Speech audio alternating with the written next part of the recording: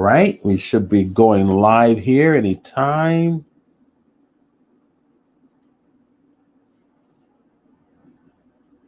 All right, we should be live.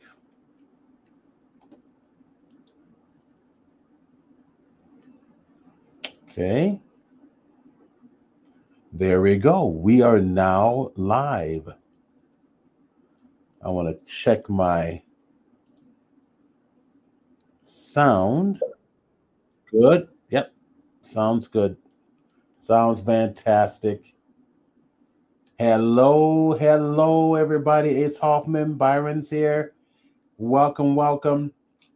I'm like a few minutes late. I had a little problem getting logged on. Good morning, everybody, on this Memorial Day weekend. So, what are we doing for Memorial Day weekend? Talk to me. Welcome to the Blender 3D and Lightave broadcast and discussions, where we get to come and play around and discuss all things Blender and or Lightave 3D. Welcome. All right. Let's see. Now, for anybody who wants to actually share, I'm going to put the link on.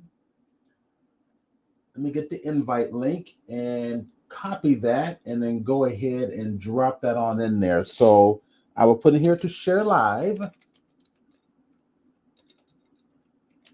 To share live, you come to here.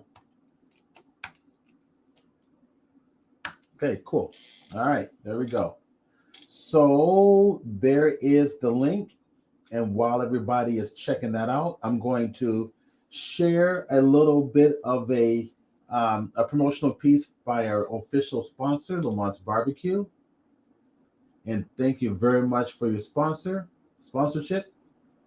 Incredible sauce and marinade. This is the Memorial Day weekend. Summertime is here, so let's get prepared for the outdoor cooking season.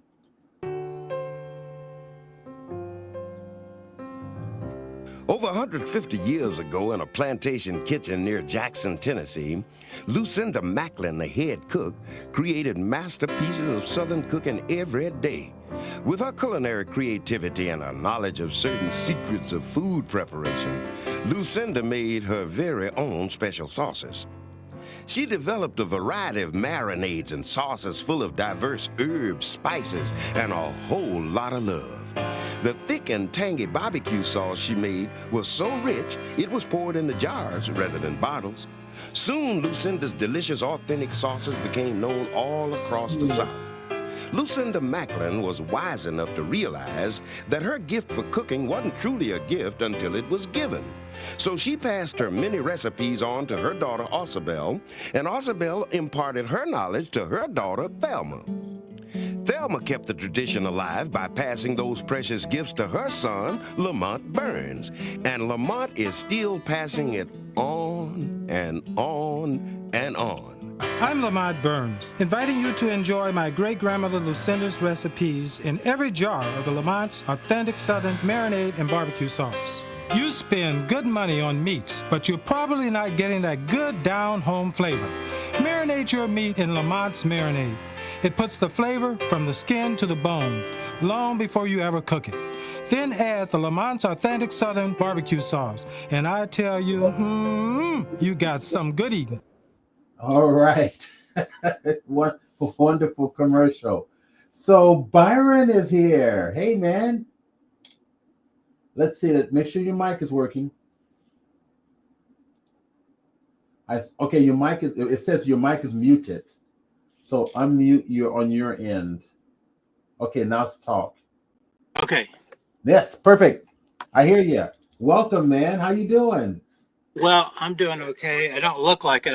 I had to have a biopsy done. Oh, okay. I was going to say, we doing like the Frankenstein impersonation? Yeah. Anyway, I'm getting a lot of echoes, so I'm not quite sure what's going on. That's because you probably have more than one screen open for Twitch. So turn off your Twitch or your second stream sound. It's possible you got sound coming from more than one. browser. That all right? He'll come back. All right, no worries. He'll come back. Ace Hoffman says he is going eating pizza and bike. Actually, I'm planning on going biking right after the broadcast. I think you're right out here near me, right? If I remember correctly. We should go biking together. Yeah, it's going to be beautiful today. You know, a great place to go riding here in San Diego for any of those who are bike riding enthusiasts is Mission Bay. And, and it's probably later in the evening might be, let's see, Carmen's making a comment here. Later in the evening, later on will be better because you got the fireworks. Okay, Carm's coming in, adding Carm to stage. Hey, how you doing? I'm good. Good, I can hear you perfectly. Great. So you got the sound fixed on your end. Well, no, it's nothing's working on the Twitch end, but when I join your StreamYard, this works. This work. So on Twitch, that's interesting. Ace Hoffman can hear me fine. Everybody can hear me fine, right? Yeah, have been busy. Okay, so yeah, they can hear me. So Byron says he's been busy for a few weeks, haven't been able to attend. Yes, everybody says they can hear me, so that's just on your end. Yeah. What browser are you using? Firefox. Yeah, well, it should work, but Chrome usually is optimal. You might give Chrome a try and see if maybe that's the problem. Well, it doesn't matter. I mean, as long as the StreamYard's working and we're communicating now. Yeah, you can see all the guests' comments in StreamYard as well. Yeah, and the Twitch chat is working, just not the Twitch video. So the question was, what is everybody doing for this Memorial Weekend? I'll be programming. Parsons is here. Super busy here too. Probably can't stay long. Oh man, it's like one of those days you go to people's houses to see who can come out and play, and nobody's home. It's the worst. It's like I feel like going out and do something, and then nobody's answering back. Cool. We got Carm here with us again. It's been a while, Carm. Yeah, well, I was here when the Deuce was here and Andrew. Yeah, but before that, you haven't been here in a while. I thought I was there the previous week, but anyway, yeah, it's good to see you. Maybe I just didn't notice you. You came in late. Is probably what happened. Well, I know that I stopped in a couple of times, and they were like different types of shows. One was Photoshop, and another one was photography. Right. Well, yeah, that was Photoshop. We had a couple of Photoshop presentations, and the broadcast with Deuce went very, very well. Yeah, that was fun. Yeah, it went pretty well. And also, the Lightwave group has chosen to support us with a copy of the latest greatest version of Lightwave. So when I get back from Wonderfest, I will start playing around in Lightwave 2024 or 2025, I guess it is. Yeah. It's 2025, so I said 2024. My fault.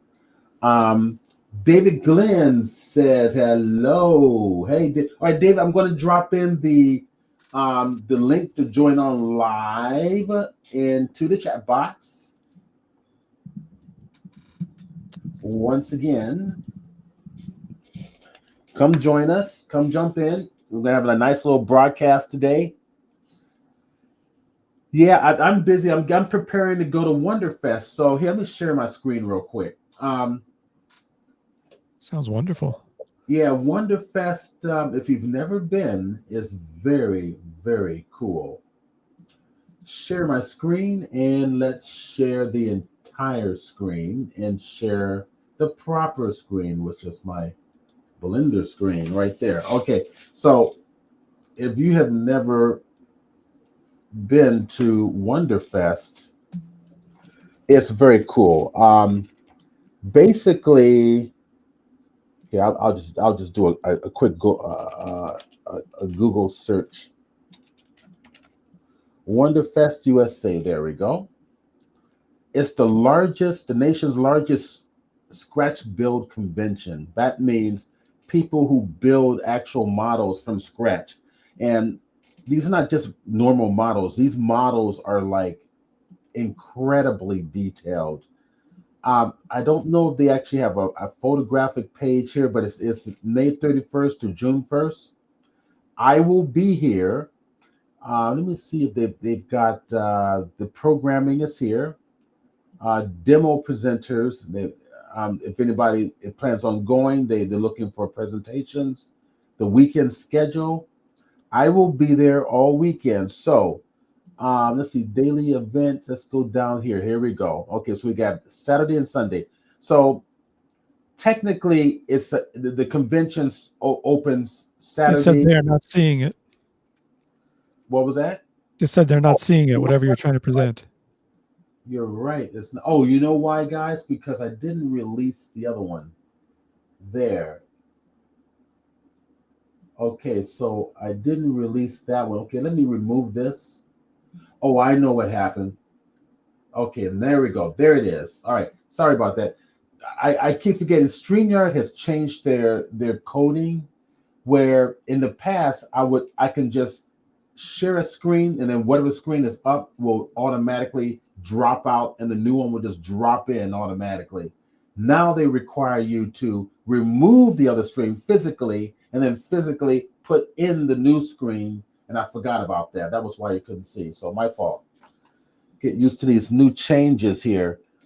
So if you've never been to Wonderfest here, let me kind of scroll down. There we go. This is what I was showing you.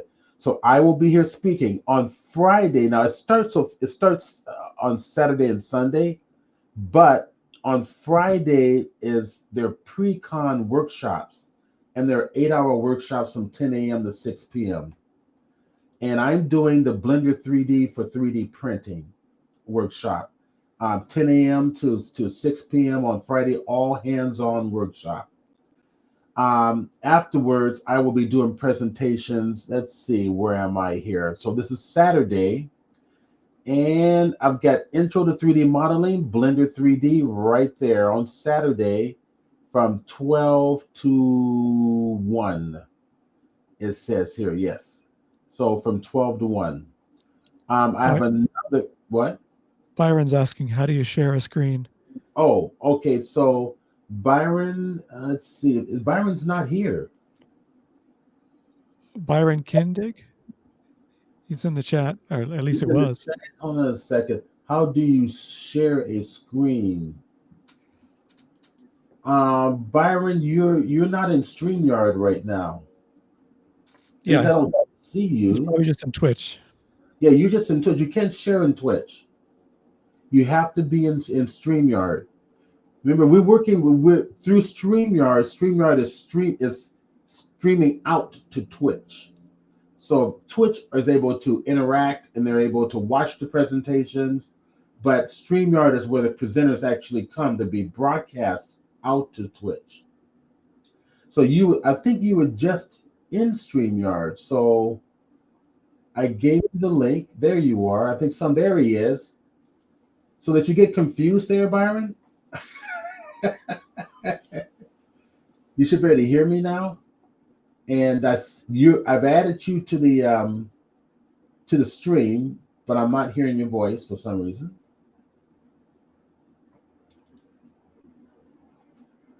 Are you okay? So I see your mouth moving, but we're not. His neck moving too. Yeah. So maybe. Yeah. So make his StreamYard shows his mic being live, but he may not. He may have it muted on the hardware somewhere. So yeah, Byron, in StreamYard, you have to get used to this new technology of streaming. You got to go to your settings in StreamYard and make sure it's using the proper microphone. It doesn't do it for you automatically. You got to go manually do it. For me, when I enter the first thing it asks me if you want to use the mic. You've been with us for years, so it probably automatically is defaulting for you. Oh. But Byron's new. Okay, now? There it is. Yes, oh, that's it. Now we hear you. So whatever you did is your job to remember, because we can't help you. All right. I'm sorry. I I didn't realize that there were two different software programs Well, for well, this. well, I'm well, used to right. Zoom. Zoom is pretty easy, Well, and yeah. I've This is never not used Zoom. this one. See, I'm sorry. I didn't mean to interrupt you. I was just trying to yeah. get connected. The reason we're using Zoom is because Zoom is international. So everybody internationally can come and watch our broadcast. Zoom is not. Zoom is Oh, restricted only to the group of people that you invite. And that's not what I want to do. I want to open this up to the world. I see. So Okay. keep that workflow in your mind when you when you come on board. So welcome. So I'm curious, Byron. Have you got now you working in Blender or Lightwave? Blender, and Blender. I just finished a 4-week course that I taught at our local inventor center, which is a makerspace. Oh, cool. Very, then maybe you can share more about that with us as well. Yeah, I didn't mean to interrupt what you were doing. I'm sorry about that. Oh no, don't worry. Just welcome aboard, and then when we get to you, we'll bring you on board. Now, David Glenn just joined us. We have a lot of people on today. David, hey, how you doing? David, talk to us. Hello. Can you hear me? Yes, you're live, buddy. So act How like you you're doing? here. Act like you're here. You're live. I'm here. I don't know how live I am. You know, it's been a very busy week for me. You're broadcasting in animation. That's pretty cool. Yeah. Yeah. A lot of things have happened this week. All right. Well, don't give us a long story because we don't have time for it. But yeah, I think I'll everybody. put in 2 bullets. Okay. Number one, I found a new place to live Good. and I'm moving in June. So All right. June's going to be a very busy time for me. It's you're probably not going to see that much of me floating around because I will be packing and relocating. All right. Don't worry. The other thing is that and it looks like this is one of those things where I kind of went up to the company and said, "Hey, I could do this better," and they said, "Okay, here's an application, and let's see what you got." And that's where I am right now, and that's from a platform that you're using right now, Steve, and that's Twitch. Twitch. Okay. I have a background in developing videos for online for the military. Okay. And some of that, and I've kind of learned to parlay that over the past 10 years. One of my little hidden talents, and it may come. And there's a few improvements that I think could be put in Twitter. All right. And so, God forbid I don't break any. If I get the job, I don't break anything. All right. All right. Thanks for sharing. We'll definitely keep abreast of what's happening there. That's it.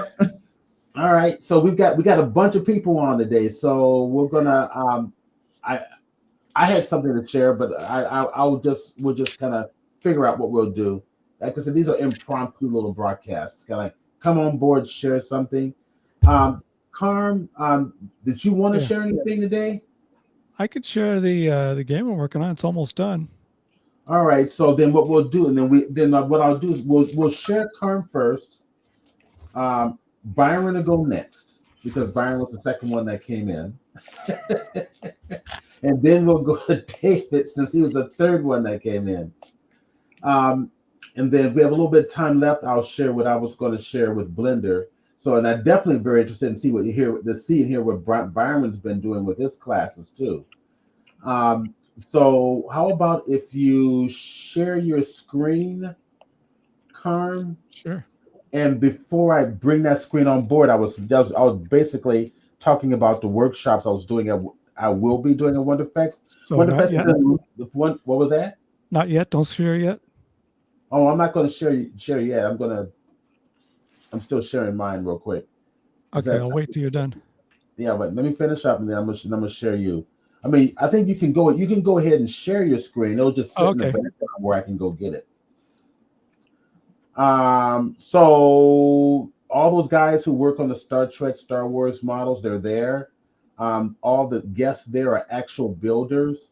The place is just packed with these elaborate, intricate 3D models, scratch builds everywhere. A combination of scratch builds as well as bought kits that have been augmented to do sound and lights. And basically, it's like doll houses for grown men. Like giant Starship Enterprises, about 2.5 feet long, and then you can look inside the windows and actually see the interior of the space. I mean, it's crazy. So I started to talk about here. I'm doing a class, several classes, in addition to the 8-hour class on Friday. Saturday, I've got the introduction of Blender 3D. Right afterwards, I've got the sculpting techniques with Blender 3D. Because we have a lot of sculptors there too. People who work in traditional clay as well as digital sculpting, who are there to get jobs for building the characters for companies. And then on Sunday, my last presentation on Sunday is 3D printing. So intro to 3D printing software. No, that's not me. That's William Barton. I'm after William Barton. So there we go. That's mine there. Mine is the creating 3D printed greeblies in Blender. So all those little doodads and greeblies or whatever you guys call them on starships and stuff. How do we create them? I will show examples of stuff that I've purchased, greebly packs I've purchased. Then I'll show examples on how to custom create your own. So that's going to be a fun one. I'm looking forward. I look forward to this convention every year because everybody there is just having a blast. And then the stuff that you see will just will floor you. Okay, so let's see. Did you share your screen, Karm? Yes, you did. Yes, you did. All right, so what I'm going to do is we're going to bring Karm on. Let me remove my screen. Cool, there we all are. And let me go and get Karm's screen. Okay, there it is. It's way over here. That's not it. It should look like YouTube. Okay, it should look like YouTube. Okay, I see. What am I looking at here? I just saw it, and then all of a sudden,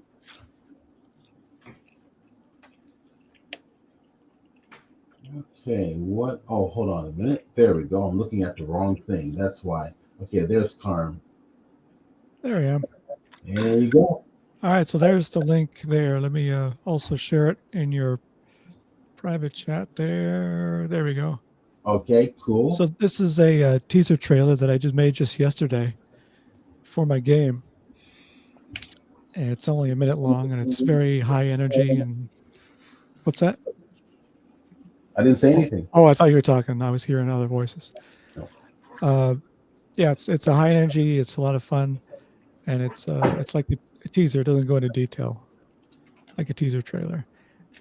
And also, let me give you if you prefer to watch on X, there's the X version, although the YouTuber is higher resolution. But either one should be a good way to keep up with what's going on, because I'm like days away from getting this ready for launching. So I got a list of like 7 things left I'm working on. Are you going to show the video? Well, I could do that, but you wouldn't hear it if you play it on your end. What's that? You can hear it. If you look at StreamYard, you can share your video now. That's new. I could share audio with the video? Right. So I'll walk you through it real fast. Okay. So what you're going to do is go to your share your screen. Which I'm doing, right? So stop sharing your screen. Stop screen. Okay. Now share your screen again, and it's going to be an option for share video. Under share screen. Under share screen. So if you go to share screen. Oh, it says use Chrome if you'd like to share audio with your screen. So I'd have to use a different browser for that. Well, give it a try anyway. They may give you that error, but it may work anyway. All right. Give it a shot. It's like I told you, Carm, use Chrome. Okay. Well, I got Brave, which I believe is similar to Chrome. But I'm sharing now if you want to try it now. All right. So there it is. I'm looking at your, there it is. Okay. So tell me if you hear anything. Now, hold on a minute. You didn't follow my instruction. Share the actual video. So wherever the video is sitting on your hard drive, you can actually upload. Oh, okay. It.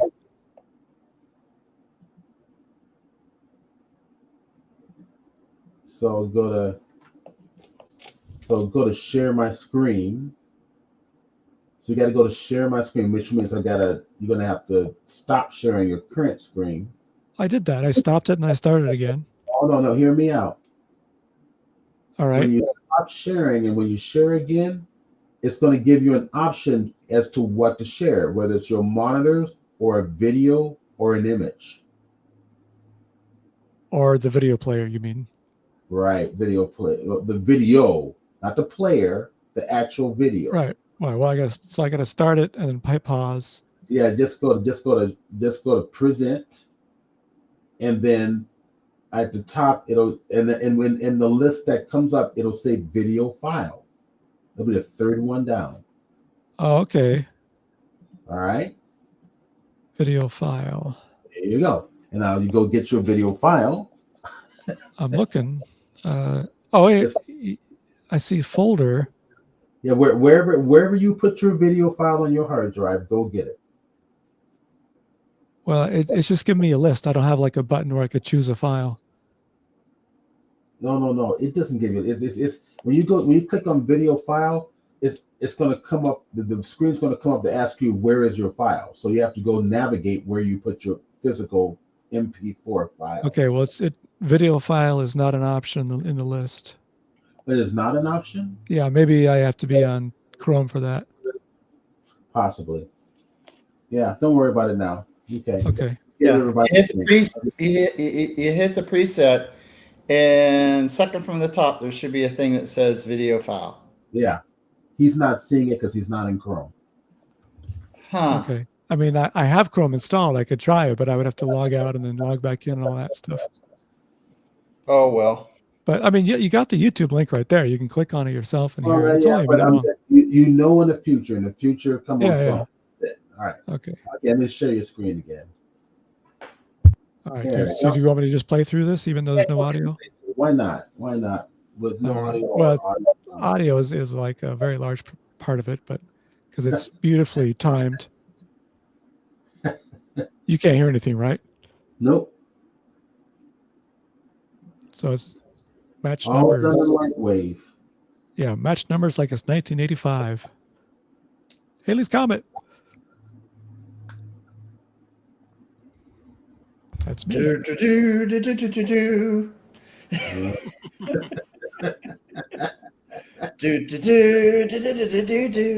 Trying the best I can. I don't know. What do you guys think about that new Superman movie coming out from the trailers? It looks kind of hokey, huh? I haven't seen the latest trailer. I saw the first. Dude, you are behind. It's all over YouTube. Oh, yeah, I know. Yeah, I know what you're talking about now. I've been busy. Same here. Trying to keep myself from being homeless. Exactly. Okay, so that's the video. You can watch it on your own. Yeah, very good. Yeah. Cool. To get the audio, because the audio is a big part of it. It gives a lot of energy. Anyway, you might want to kind of share with everybody what you intend to share. Well, so you mean as far as the game is? Part of what you want your presentation. Yeah, well, I was going to cover the game because it's like Lightwave graphics plus my programming. This is pure basic you're looking at right here. Yeah, it looks like what is that, Python? Pure basic. Pure. Oh yeah. I'm sorry. Way back in my brain. There's the intro, and then it'll loop these 10 frames until I hit enter. All right, so we see a blank screen right now. Oh, I'm sorry. Let me quit. I apologize. I forgot that this thing does not like to. Yeah, it doesn't. It used to automatically bring on other screens. Now it doesn't. Yeah, but this particular my game, the software doesn't like it unless it's in windowed mode. There we go. There it is.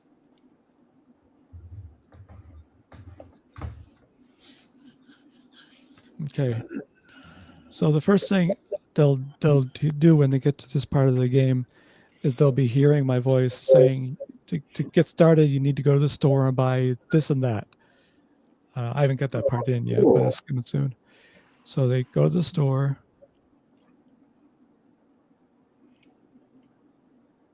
All right.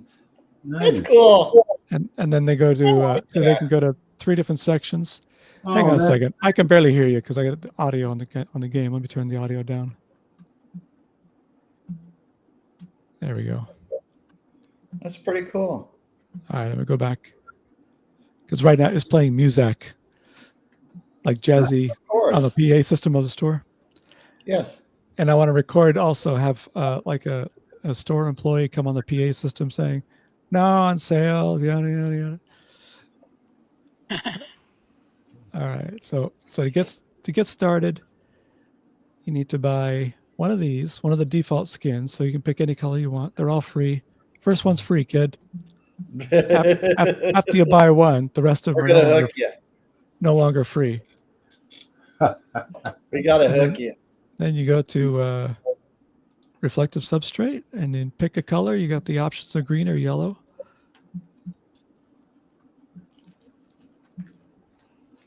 You gotta pay for more. There's modes in here, but everything's locked right now. This is what it looked like when you first buy the game. Same thing here.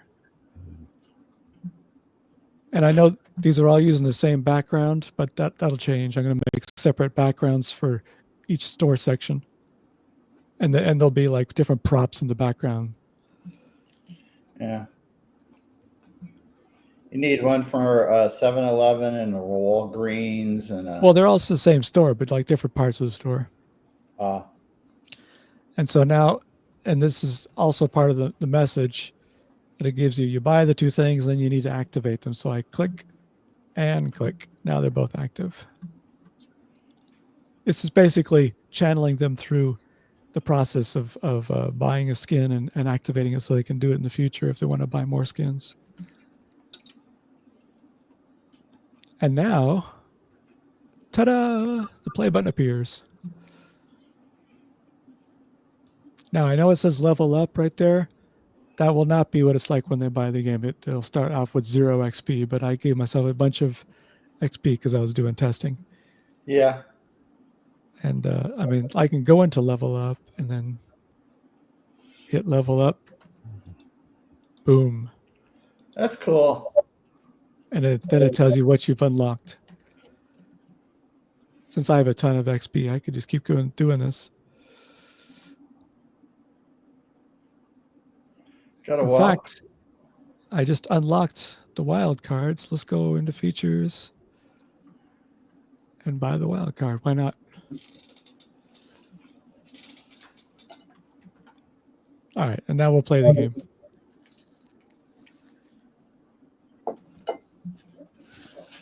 So I hit the start button, and the game controls with only 2 buttons, just like the original game it's based on back from the 80s. It was a calculator game Casio made. So you got the cycle button, which makes my number on the left cycle. And then what you do is you match it with a number on the right. You see the 6 matches. I hit the attack button. Boom, the 6 disappears. 0, 0, 4, 5, 5, 6. It's a very simple game, but they come faster and faster. Of course. And then wave 2. Once more with viewing.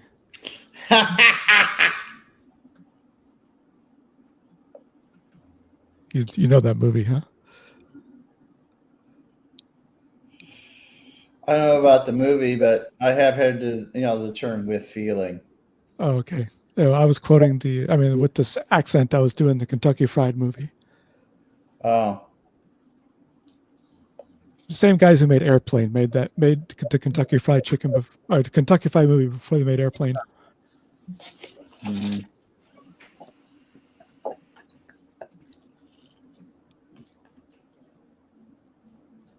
And I'm just going to try to get to a screen shake thing.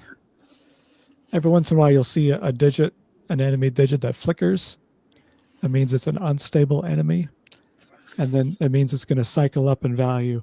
And if you can do a match at the very moment it cycles up, you get a lot more points. Yeah. 2.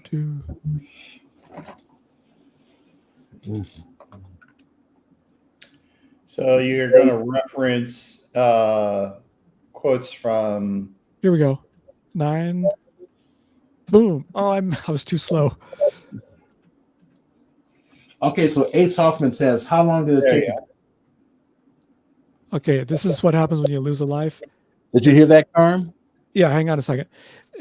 When I lose a life, it fills it up with arrows, although it came in too slow. I'm just working on this part right now, actually. And then it's supposed to, after it wipes all the arrows in, and then it's going to clear the arrows out, and then it starts a new life. But unfortunately, I haven't got that part done yet. And so what was the question? The question is, from Ace Hoffman, how long did it take to create? I've been working on this since February, I believe. Wait, was it February? I think it's February, March, April. Yeah, it sounds about right. Probably late February. Wow. So however many months that is, and here I am. I'm just days away from it being released. I'm going to go to itch.io first, and then I'll ask GOG if they want to do it, because they have to approve you. And then later on, when it gets more complete, I'll put it on Steam. So once it's complete, what would it cost to play? Right now, I'm thinking about $4.99 for the early access version, and then when it gets more complete, what's that? $4.99. $4.99. Yeah, $5 basically. $5. And then when it gets more complete, I might go up to like $7 or $8, $6.99, $7.99, something like that. That'll be a nice little change in your pocket if that goes pretty successfully. I hope so. And this is, of course, is a stat screen after you're done playing.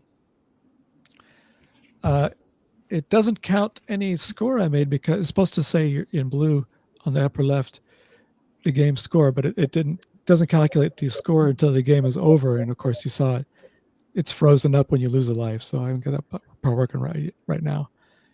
Yeah. But it tracks your stats in the upper left from the most recent game session, and then the lower left is your global stats, and then you're back here. I'll tell you from my experience, particularly talking to gaming companies and such, if you can just get something out on Steam, it doesn't have to be fancy, but if you just get it out in Steam, that's 3/4 of the journey as far as breaking into the industry. So, okay. You mean like if someone was trying to get a job on a big studio? Yeah. Okay. Yeah. Well, it's not really my goal. I was just trying to be a lone wolf type of deal, but. And you saw the option screen. I knew 2 kids that their goal was let's create a fancy game based on cartoons, and the result was that cup game. Cuphead. Cuphead. Huh? Cuphead, right? Yeah. That's awesome. I mean, they learned a lot of lessons from. I'm trying to remember the name of the company, but they were the outfit that did.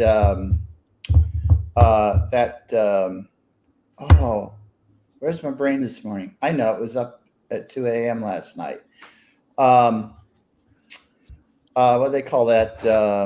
So was I. Me too, actually. So now, what is the name? Skull Girls? You ever heard of that one? Yeah, I don't know anything about it, but I've heard of it. Skull Girls, I'm very deeply familiar with it because I know some of the people that program for Skull Girls, and they taught me how they did things over there. They tried to their goal is to try to make a game more like an animation, Uh-huh. and that's Like watching a cartoon. Cuphead. Cuphead was Cuphead is the idea of it. And I tell you, if you want to talk about how hard it is to program, you got to be an animator, literally a 2D animator, as well as a programmer. Now, before we go down, it's a lot easier to do it in 3D. right. Yeah. Well, I could do both pretty well, I guess. Yeah. But I guess my point was that a lot of these games out there, they're started by people who said, "Hey, I just wanted to put a game out there. This is something that was my vision, and something I would have a lot of fun playing with myself." And it turns out a lot of other people get inspired from what you've created, and that's how they get hooked on the game. It doesn't necessarily, it has to be anything fancy or pretty. It's just, and definitely what you have out there is the makings of a very sharp, professional looking game. And thank you. So, but,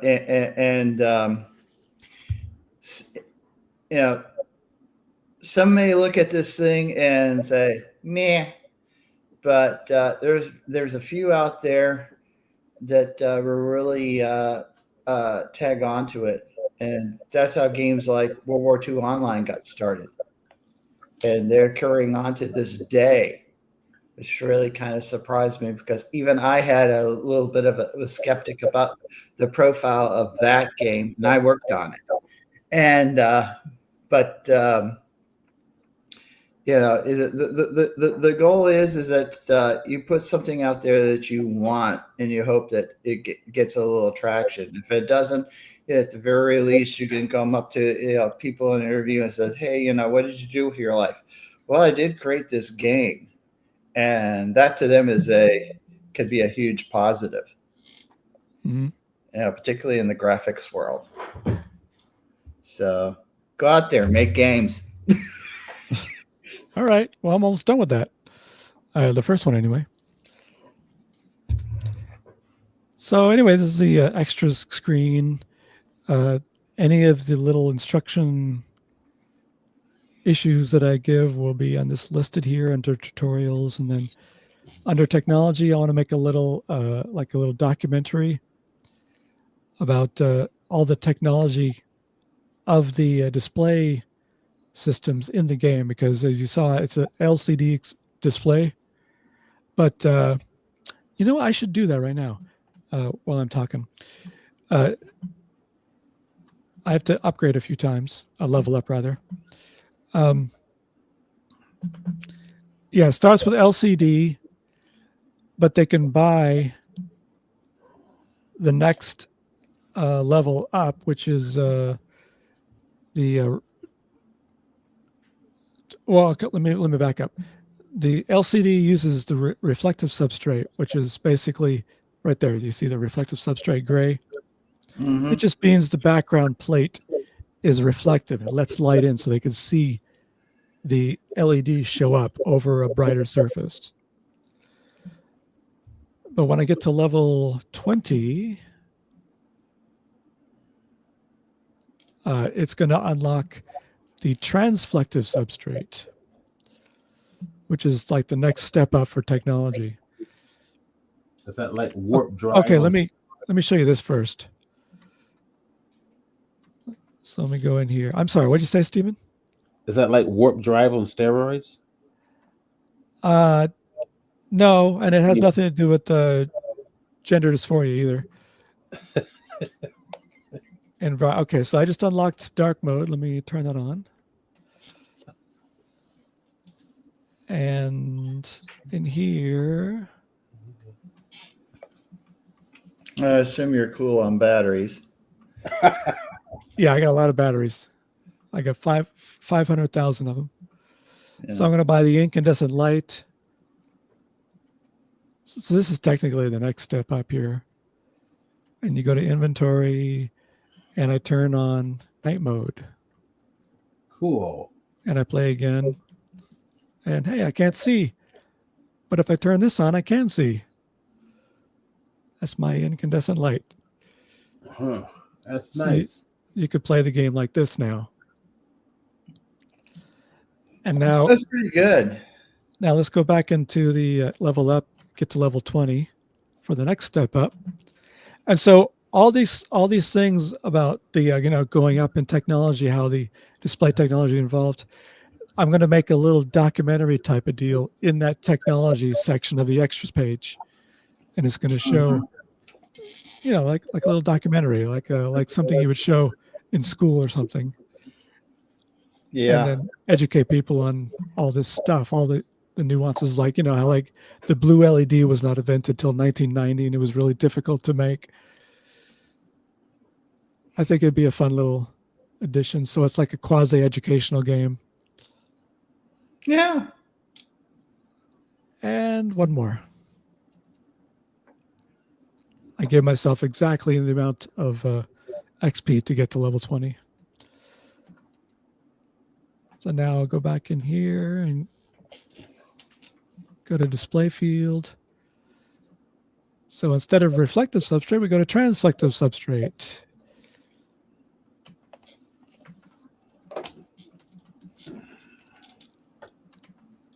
And now let's go back into inventory and go back to day mode briefly.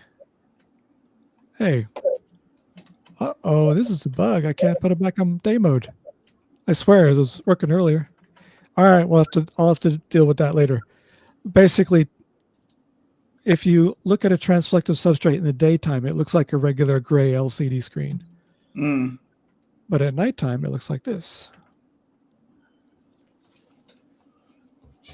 Okay. And then when I turn it on, ta-da! Yeah. So the backing has a phosphorescent coating, and when it gets charged with a mild electrical current, it glows. Mm-hmm. You may remember the Indiglo watches from the 80s. Some of you may Yeah, remember. had one. Yeah, so this is basically that same technology. So that's the next step up. And the step up after that, which will not be in the initial release, will be VFD, which is vacuum fluorescent display. Mm. It's kind of like the opposite of this. Black background and the letters glow. And then the next step after that is LED. But it starts off red only. And then you can unlock different colors. And first it red, and then it goes to green, which also unlocks yellow because you can mix, green and red to make yellow. And then later on it gets blue, and blue's the most expensive one. And so that's it. That's at some point in life you're going to have to, with the neon, you're probably going to have to figure out, the bloom. So right now I can render bloom through compositing, but because you want the LED, you want the neon stuff to glow. This does glow. This is glowing right now. Yeah, but it's not very intense. The LED will indeed glow much more intensely. uh-huh. In fact, they're gonna have hot spots in the center of each digit. It's gonna look quite Good. dramatic. Because you don't want it to be clean. Yeah, it's gonna be awesome looking. But the VFD and the LED will not be in the initial early access release, which is coming in a few days, but that'll come soon. And I think that's it. I mean, there are more game features that are coming in the post early access release. I showed you the unstable enemy. Actually, I didn't show it to you, but I'll just go briefly over it. When it cycles up, you hit it. At the moment it cycles up, the screen shakes, and you got a lot more points. If you hit, if you get, also when you make a match, you're building up like a heat meter, and if you get the heat meter up to a certain level, that gives you a wild card. The wild card will, when it's in your inventory, it will match every single digit of the same value of your player digit and get a lot more points. And then in the remix mode, that's all classic mode. That's all works right now. In the remix mode, there's going to be UAPs, and they could abduct one of your player digits. Then you have to rescue the player digit by doing a simple math thing. Like if they abduct the level your number 5, you can't use the number 5 to make matches anymore unless you do a match of a 2 followed by a 3, which totals up to 5, and that will get your 5 back. Do a simple arithmetic match. Yeah, it's like what I saw in a Tyson, one of Tyson's picks. He had a speed sign and he put in an equation, solve for X. Stuff Tyson, like that. I'm not sure what you mean there by Tyson. Yeah, Mike DeChrist. What is his? Yeah, Mike Tyson? The No, boxer? not Mike Tyson. He's talking about Neil deGrasse Tyson. Neil deGrasse Tyson. That's it. I can't get names straight. You ought to get in my argument. At some point in life, I'll talk about the argument. I have my sister over places out here in Washington. The towns, and some of them are quite interesting, like Paulsboro. And but I won't get into that. I don't want to see it. I don't want to. I don't want to steal cars. Don't go there. Yeah. And on the right side, you can see on the left side, there's the brackets surrounding the player area, showing all your, all this stuff over here. On the right side, the brackets are closed, but then when you buy daily challenges, that will open up along with the player on the left. And daily challenges are like every day you get 5 procedurally generated challenges, and if if you can meet them, you get a lot more XP and points and batteries. Stuff like it could be simple stuff like match the number 5 3 times in a row, or it could be more complex stuff like as soon as your player is rescued from the UAP, use it to match to an enemy digit and stuff like that. Or not as soon as, but shortly after, within a window of time.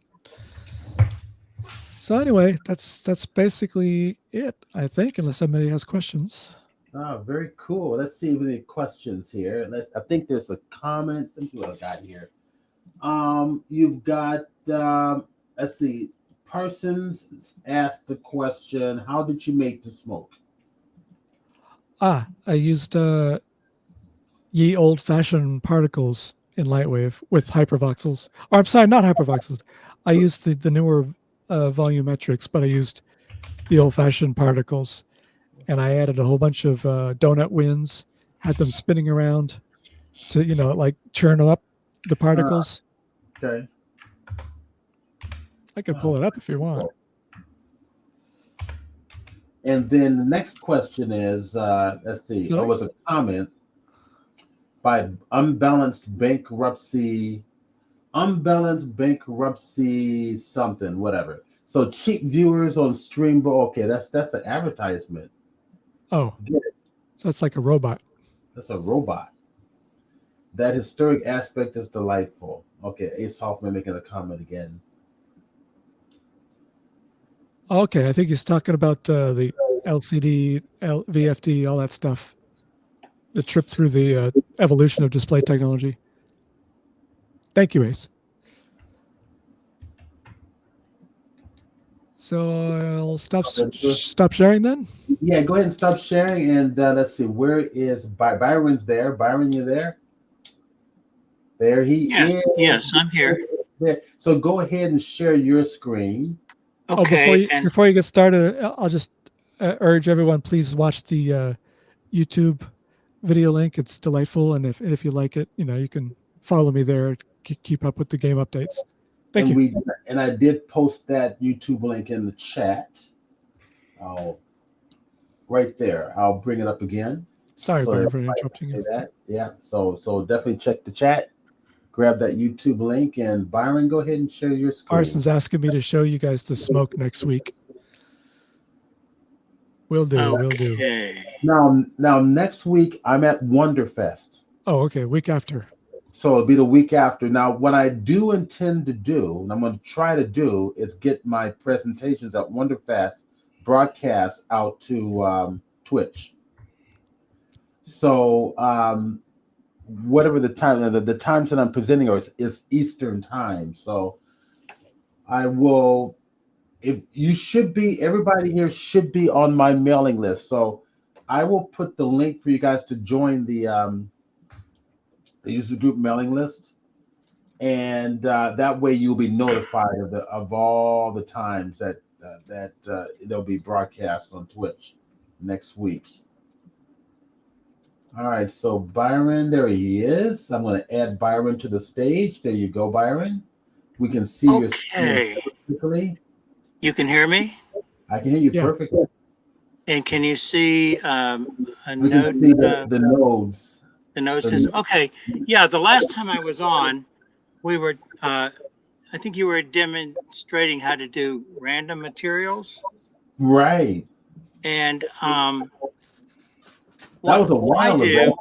What I do is a little bit different. For example, if you have a character or an object that has two different materials on it, like, for example, if you had a person with a red shirt and blue jeans, and you wanted to change that, if you use that method, you can have all the people that have red shirts are going to have blue jeans. All the people that have red shirts are going to have brown hair. But if you want to change that up, you have to use a little bit more complicated setup where you put in for each material that you assign to a character or an object, you have to use a different I'm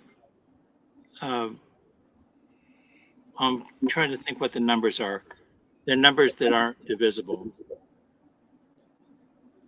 Prime numbers. Okay, you have to do a different prime number. So in this example, I was doing skin tones for some characters from Mexico in the year before the Spanish came. So I chose the colors in the color ramp to represent. So each one of those is a different skin tone. Using multiply to put it onto the character, to the right, the math node, and then to the left. Let's see. And to the left, we have that object info node, which, as you are aware, gives one number between 0 and 1 for each copy of an object. Not each instance, though. Only each. If you duplicate an object, it will have a different number. But if you just multiply that by a prime number and then use truncated modulo, which brings it back down to the remainder after you've divided it by 1. Okay. It gives you a unique number between 1 and 1 for each material in the object, if that makes any sense. A little bit.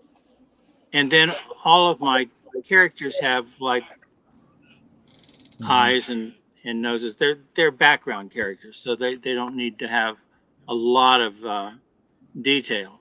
So I just use a UV map for the characters, and then I multiply their skin color by the skin colors here, so that they can have, and I have a different material for the clothing, so that they can have different color. Like if they hit right on this marker here, they could have different colors for each person that was of this color or this color. So it gives you a little bit more of a variation if you've got like a crowd scene. Okay. It's like a random color generator, but in a sense, but you're Well, it is a controlling random the color generator because you can yeah. go ahead and if you were doing a shirt, for example, you could do like a blue and a green and a red and a yellow and different So colors like that. But so this is similar to the random generator that I had created. The difference is that you've got that truncated modulation and the multiply mode in there, node in there, which I did not have in mine. correct. And that just gives you the ability to have multiple materials that are not linked together on an object or a character. Do you have a visual of how this is working? I probably do. Let me see if I can.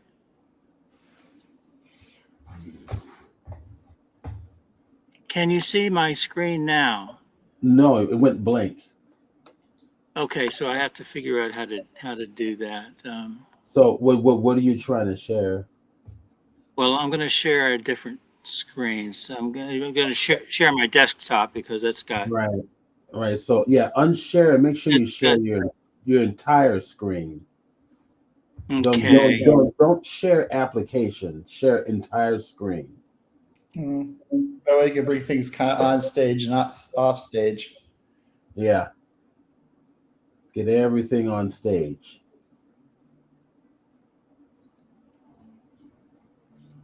No, it's still not showing up. You might want to reshare. Let's see. Your screen for some reason has unshared. You may have unshared it. Okay, let me. Yeah, reshare it I again. may Just not be able to figure this part out today, but if not, I'll do it another time. But how let me many? How try many? one more time. Sure. Share screen. Just share entire screen. There's an option. Oh, okay. I see where it is. Entire screen. Wow. And then that way you don't have to worry about switching between applications. Everything's right there on screen. Okay. Now can you see it? Not yet. I'm not seeing hold on a second. Let me see if I'm not missing it. Yeah, your icon hasn't popped up yet. Okay. It was up there and then it disappeared. Oh. Well, I'm sorry. What I will. what browser are you in? Firefox. Yeah, remember Chrome was the best. Yeah, I'll have to do that next time. Yeah. Anyway, I'm sorry I can't show you a better example of that, but um, yeah, it doesn't look like it's going to happen. All right. No worries. All right, Did you want to sorry. share, did you want to share anything else or? No, not too much. I don't have a whole lot of time. All right. It's it's later here in the East Coast, so Well, thank you for sharing that. I would definitely.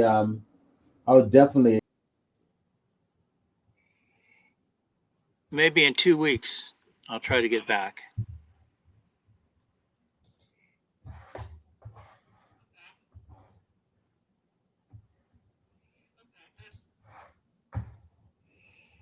Did I? I hear you. Okay, okay. I was just trying to make sure that I wasn't like stuck on a blank screen here. Yeah, right now I see black. Yeah, you can. Can you change that, or is that Let something me I? remove that. Okay, got it. Just removed it. Okay. Now, if you want to try and share again, let's see what happens. There's pictures. And you have your present down the bottom. Just make sure you present your entire screen.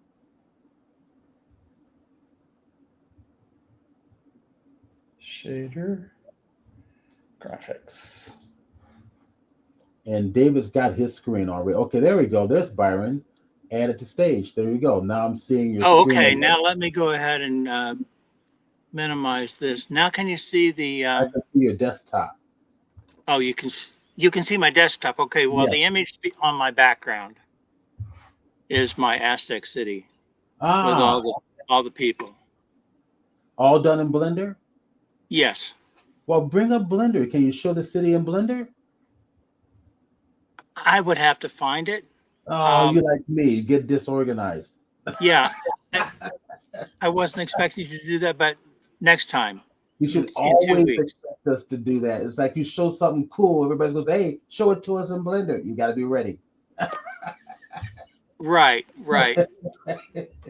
If you saw my file system, you'd go, this guy's crazy. A shame. Anyway, like I said, I've been working on it for a while. So, yeah. All right. Anything else you might like to share? No, I just finished my class. I think I mentioned that I did a four-week class. It was only one night a week, but it was just to get people started. And where was the class? Kingsport, Tennessee, at the Inventor Center, the Makerspace. Was it an intro to Blender class? I'm sorry. Was it a intro to Blender class? Yes, it was. It started from what the middle mouse button does when you first open the screen. Okay. So it was a very beginning class, and we went through some of the basic tools. We went through materials. We went through a little bit of animation. We did an awful lot, but it was 10 hours total, so there wasn't too much time to go into in depth for anything, but people got a taste for it. And we also have a Blender club that meets quarterly here. So that's great. People at least can come back and learn more. And definitely share with your Blender club our weekly meetings. Get them involved. Yes, I will. Okay. All right. Well, thank you very much. And you're welcome. I'll look forward to seeing everybody in 2 weeks. All right, it sounds good. So I'm going to try to broadcast the Blender presentations from Wonderfest through Twitch. So on the Friday 8-hour day will not be broadcast because that is a actual paid class. Mm-hmm. But the classes, the free ones on Saturday and Sunday, I intend to broadcast. So they're about an hour long each, maybe a little bit over an hour. And I'll send out a notification to our mail list. And I promise, I tell you what, I'll let me find the link to the for people to actually join our mailing list so you can copy and paste it. Give me a hot moment. Matter of fact, we'll take a 15-minute break. And then what we'll do is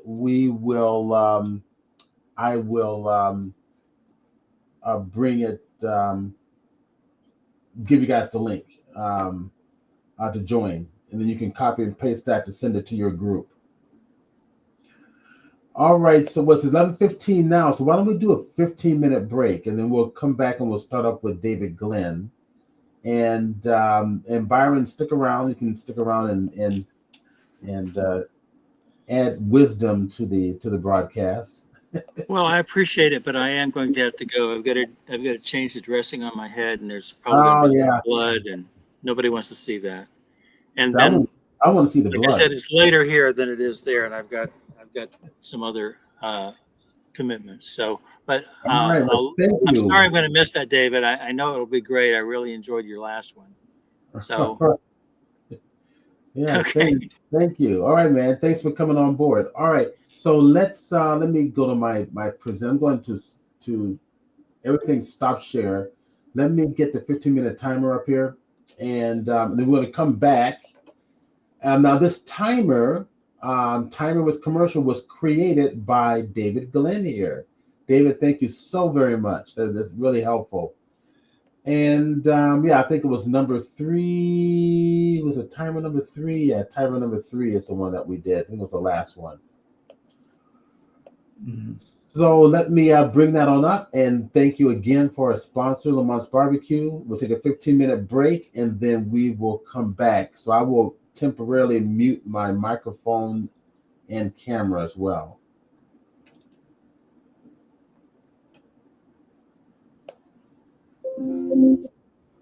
Oh, wrong one. Yeah. I hate it when I do that. I should number these things better for you. Remove it. Go to present. I got the one I did with that editing program. If you want to do that one, Well, sent you the link to it. remember to download it. Oh, maybe this is it here. Timer with commercial. Yeah, maybe That's it. That's it. Over 150 years ago, in a plantation kitchen near Jackson, Tennessee, Lucinda Macklin, the head cook, created masterpieces of Southern cooking every day. With her culinary creativity and her knowledge of certain secrets of food preparation, Lucinda made her very own special sauces. She developed a variety of marinades and sauces full of diverse herbs, spices, and a whole lot of love. The thick and tangy barbecue sauce she made was so rich, it was poured into jars rather than bottles. Soon, Lucinda's delicious, authentic sauces became known all across the South. Lucinda Macklin was wise enough to realize that her gift for cooking wasn't truly a gift until it was given. So she passed her many recipes on to her daughter, Osabel, and Osabel imparted her knowledge to her daughter, Thelma. Thelma kept the tradition alive by passing those precious gifts to her son, Lamont Burns. And Lamont is still passing it on and on and on. I'm Lamont Burns, inviting you to enjoy my great-grandmother Lucinda's recipes in every jar of the Lamont's authentic Southern marinade and barbecue sauce. You spend good money on meats, but you're probably not getting that good down-home flavor. Marinate your meat in Lamont's marinade. It puts the flavor from the skin to the bone, long before you ever cook it. Then add the Lamont's authentic Southern barbecue sauce, and I tell you, you got some good eating.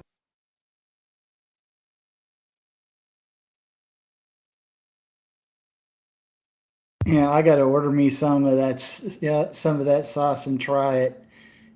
I really love that kind of stuff.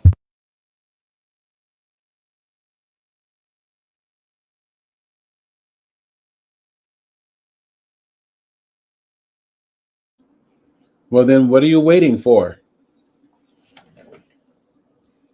My move.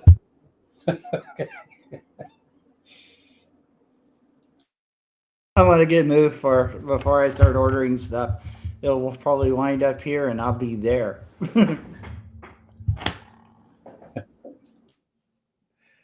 But yeah, I'm sort of a connoisseur of sauces myself, and so if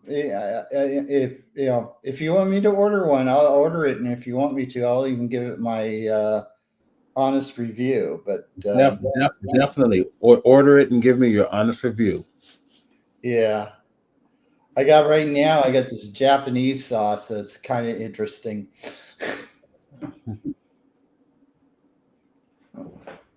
All right, I'll be right back. Take care.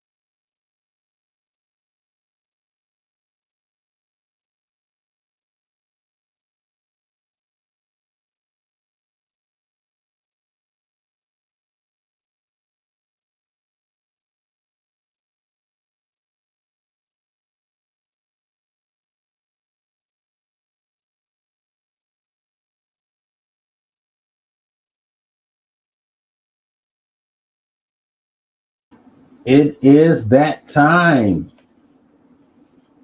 Okay, let's see. David, are you there? I am here. Excellent. So let's see. I'm going to go ahead and share your screen to desktop. Mm-hmm.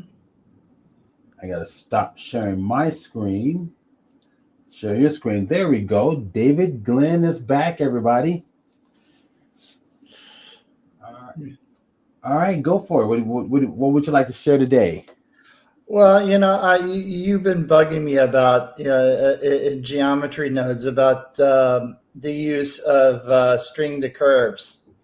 Okay. String to curves is probably one of the more advanced and probably least understood of the geometry nodes things, and yet it's geometry node elements, and yet it is so cool and powerful.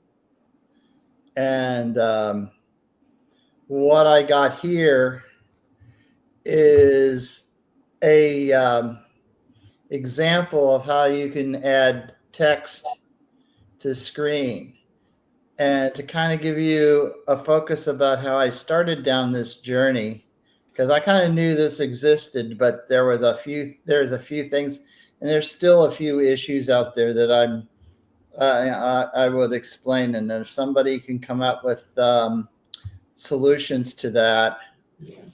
Somebody came up to me with supposedly came up to me to one solution. I tried it, it didn't work. And it was kind of sad because of a relatively simple solution. I thought, oh, this is cool. And it has to do with the add modifier. But I want to show you while I got it up here and before I crash, what I had used before. This is what I used for the counter. And about this percentage of it here, this here is the counter logic is built into here.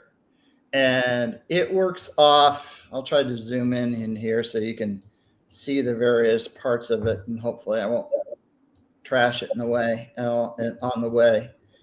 You got the thing, the screen timer that it could be in either frames or seconds. You got the thing that subtracts, it subtracts from a given limit. You got the value over here, which is you see here, which is set in seconds. I got to come up with a conversion thing so you could do minutes and seconds if I, on a new improved version on this. And then it goes over and it deals basically with each individual digit that is in the timer. It's precisely placed using objects that I created in right here. This is the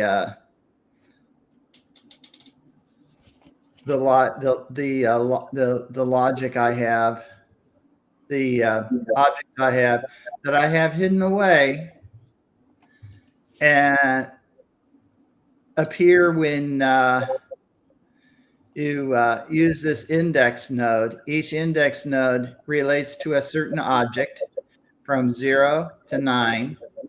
I did the whole thing because I wanted to, I'm thinking about this and more than just be a countdown timer. You could probably use it for any sort of thing that involve digits. And the logic references, goes to an index, which displays from 0 to 9 on all four of these things, all four of these digits that you see right here. And then what it does is that what I do is I make sure that I grab the info for each one of these where they're placed, and make sure that they're properly placed, and pass on the geometry in the form of a transform and the geometry itself, and I place it in a thing that through matrix that it eventually is gathered here in the join geometry nodes, put in its place, and then there's the object the object here for the clock base. There's a thing in here. We got clock base, and you get num time point, and you have num time points for all four of these. That's what these are collapsed. And I apologize if I'm not explaining this as well as I probably should, but I just kind of threw this up at the last minute. My apologies. And let's get back to this. Like I said, translated to basically, where I want it to go, based on this plane and where it's at. Because I think I created it out here. I think if you move it, no, it isn't moving. Oh, that's the wrong plane. Okay, that's something else. But anyway, so this was the madness I created, and this came out of my own gut. Oh, and yeah, I almost forgot about the two dots, the colon. This is all the logic for the colon for dot 1 and dot 2. Dot 1 and dot 2. And it basically it's very simple and straightforward. I just get the geometry and the transform, and bind it together to something that is joined in the joint geometry node, located basically here, because it's tied to code base, and pop, it goes out into the world. Like I say, this came out of my gut. I sat down one day and says, like, how would I build a timer, not knowing about any of this, not knowing anything about this geometry, string to curve node. And it works really well, but it could be done better, much better. So I'm going to kill this, because we already taken over way too much. This takes way too much memory as it is. And we're going to talk about this. This is probably how a sane people should do this thing. And the result is a pretty cool node, cool object that is generated from string to curves. String to curves is very interesting in the fact that not only can you back this out, because I can demonstrate this better. You can change the name to like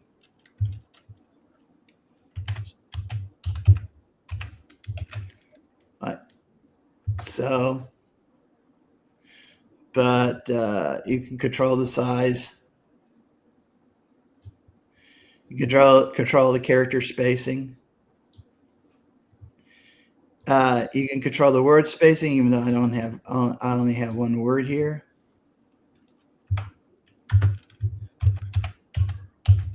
Let me remedy that.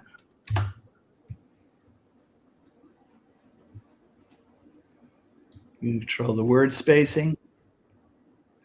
Just a lot of things that you can do with this thing. It's just, line spacing, and text box width.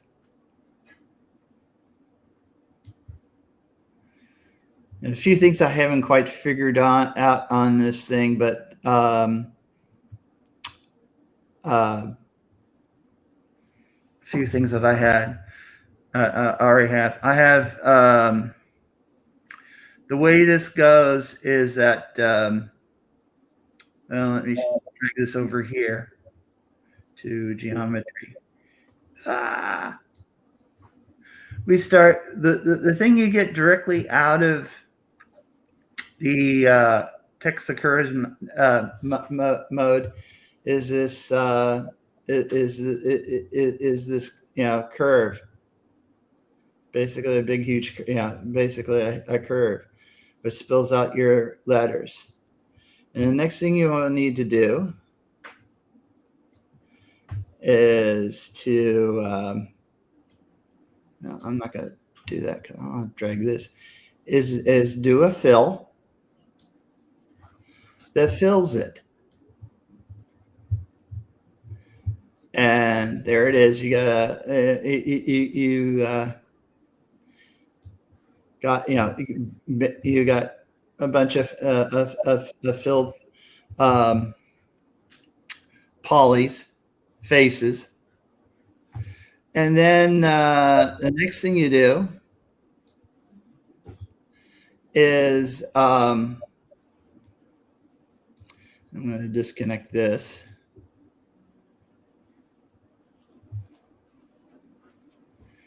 Is what you get out of that.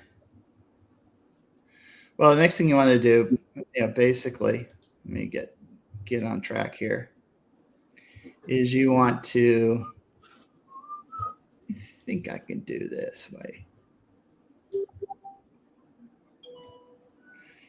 is you want to do an extrusion of it.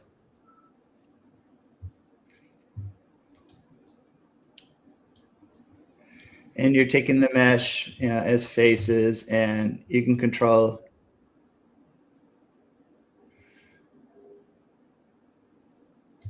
the extrusion like so. The downside of this is, you gotta be mindful to is that you have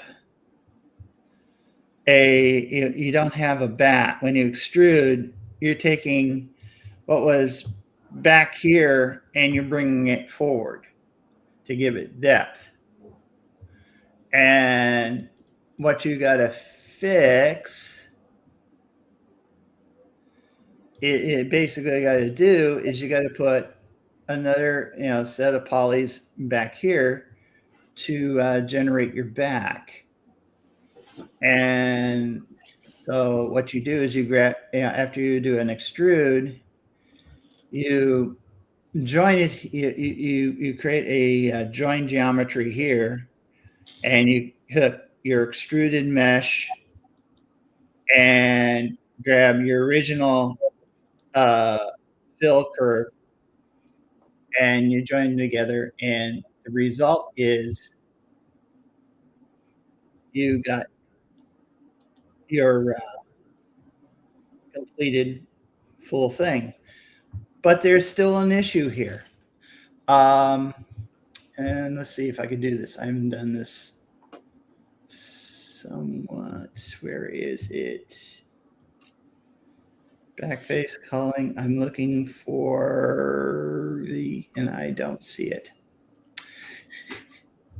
I guess I just have to explain it. When you flip this over, all your normals around here are pointed out. And, oh yeah, I want to bring out one more thing while I'm thinking about it. And that has to do with extrusion. Excuse me, is right now I got this all set on triangles. Well, the issue is there is in triangles. I took away that. You will sometimes see that this gets pretty ugly. The president gets pretty ugly here. This gets very complicated.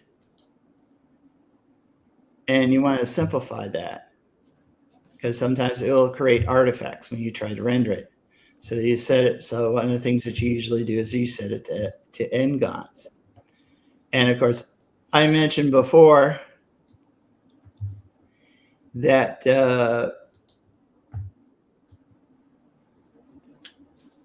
I got this. I brought back the original mesh here in order to fill the back. But the problem with that is like this, the normals are pointing inward. They're not evenly distributed for this whole object. So what I have to do is instead I have to add a flip faces node to make it so the normals for this side appear outward. And I haven't quite learned how to display normals in Blender yet, but it's quite evident, particularly if you are Lightwave users. You can display the normals there. You know how horrible things can get if you. In fact, let me try this.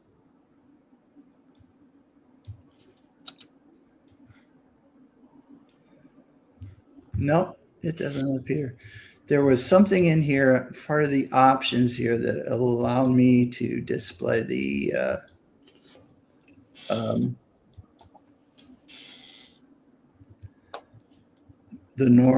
normals through colors. And I learned it last night, but I don't remember it. Go randomize. So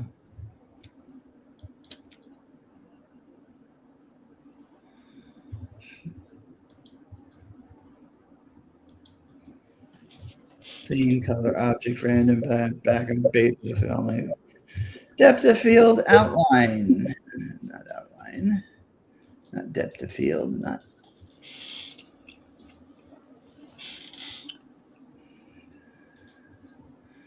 And nope. So, What are you looking for? I'm trying to see the normals in this display. Okay, that will be under. Well, it should be. Go to your overlay on the top, the two overlapping circles. If it's a geometry, it's just standard geometry. So it's looking at. You see the two top right hand corner, the two overlapping circles. One's white on top, the other one's an outline. Yeah. Yeah. Go down to, let's see, where is it here? Go down to your, where is it? Where's your normal section? I'm forgetting now. Hold on a second. Wireframe opacity face. I think it's face orientation. Face orientation. That is your normal's direction, but you also have the lines that actually shows you the direction of your normals, which should be in here. Which I know it's in here. I've got to find. Maybe they've moved it in the new version of Blender, but I'm quite sure it was in here. And it gave you get to tell it how many, the distance, how long the normal outline would be. Mm-hmm.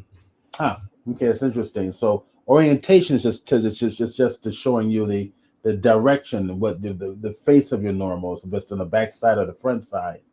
And the guy who demos it, that I found the demo for this, he showed it how to do the basically it shows either blue or red. Blue being good, red being Okay, but good. that's no longer in Blender 4.4. Oh. 4.4, if it shows red, that means it's not your normal. If it shows normally clear gray, then that is your normal. Mm-hmm. Well, let me check this. I got this clicked. And the blue red thing no longer exists in 4.4. Oh, bummer. It But still works. So if you turn it on, you can still see which side is your normal and which side is not. yeah. So Well, it works to a certain degree. yeah, there you go. Because there you go. I took the interior out, and if you if you grab the thing directly, it's still there. Yeah, so that's generally what I wanted. Okay. And if I'm really, really paranoid, I could put in a material note in there and just drop a material in and have it be blue. But I kind of send my point home there. Thank you, Steve. You're welcome.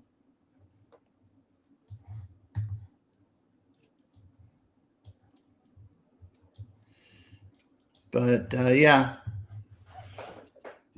I have that in there. And of course, the thing that I can't do that I really, really want, well, I can do some interesting things in terms of how I can modify this, and that I'm still in the process of discovering.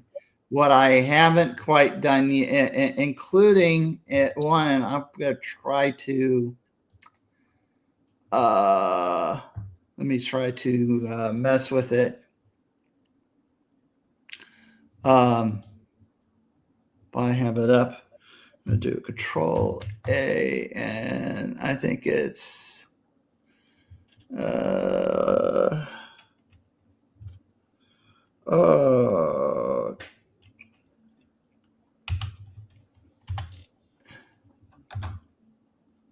this curve to mesh.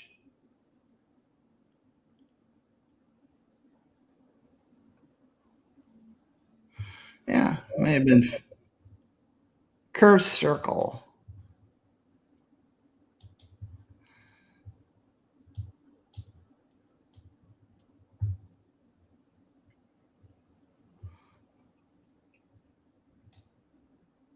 Nope. Nope. Wasn't curve circle. But anyway, that kind of thing. The other thing that somebody told me that I could do, and I tried it and it won't work,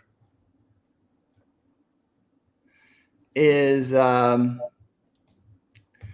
could in geometry nodes, for instance, I can't apply it or at least apply this.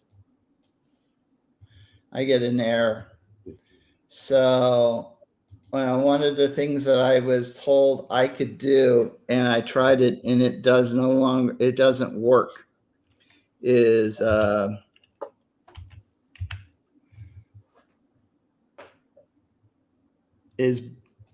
add bevel to it.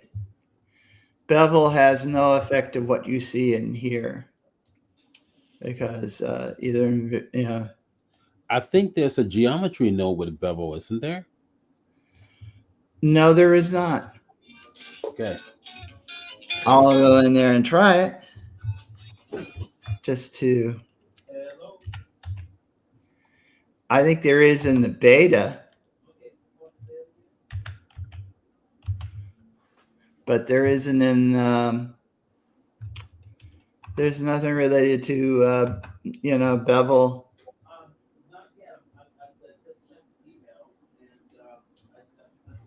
So, and that's not what I wanted.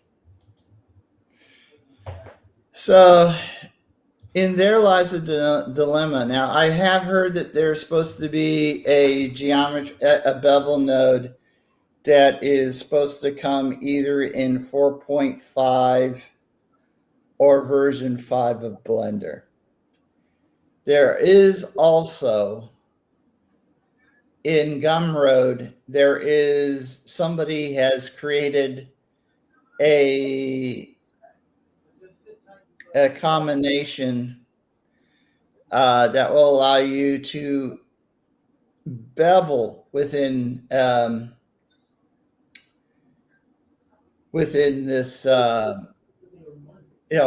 bevel this out that I've yet to hear about.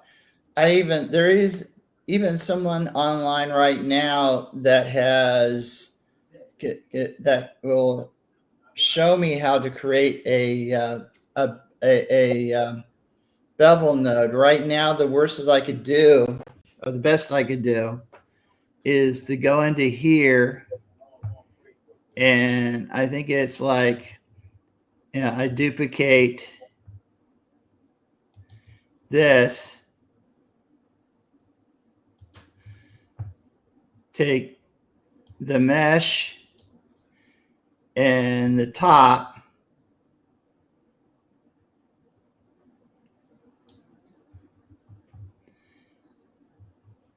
and take this away, and I stick it in here. And what this does is it splits it. If I can get this thing turned. I can't turn my thing today. Why you? But anyway, it splits it in two. And then you can control the offset accordingly. And you can use this as a bevel. I think the next step is you go and grab a shrink or a size. No, it's a scale.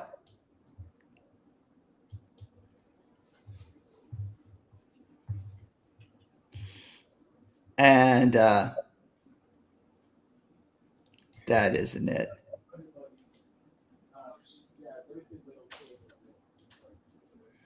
Wrong one.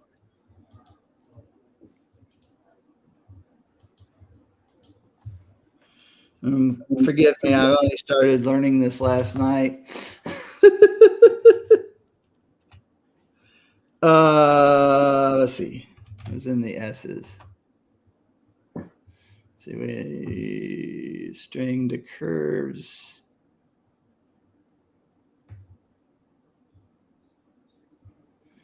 Maybe it was, maybe, but nope. That is definitely not it. And, anyway, there's a way that you can shrink the face of this, and it temporarily evades me. It could have been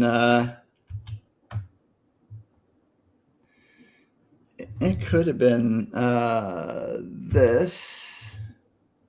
Could have been scale elements, because it has to do with scaling. And let's try this. Go to geometry. Go to selection. Kill this. Bring this into play. And let's try. Yeah, that was it. It was that. The only problem is you get a bevel. But what about right here inside the D? You look at the H, even the H and the E and the O and the D. They're not beveled. So as much as this gives you a bevel that you can play with, it's not what you really want. And the thing I have for probably next time that I talk will probably be how I solved this problem. And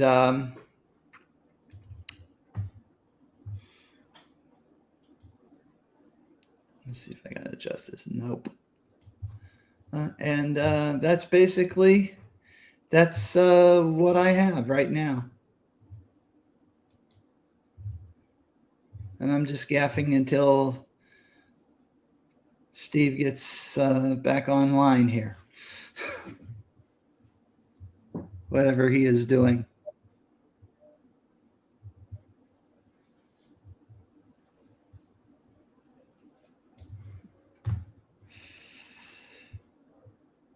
I guess I can go ahead and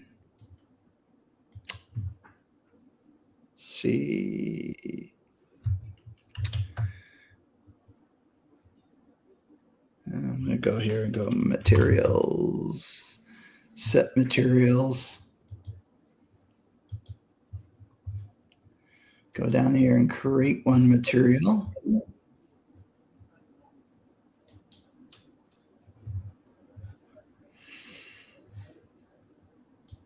Which then I'll set. And we'll make this blue.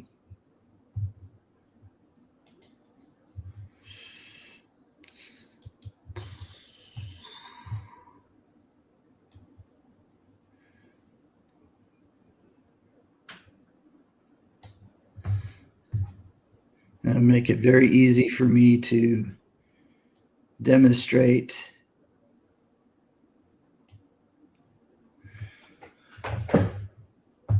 my flipped. That's what I was trying to do earlier.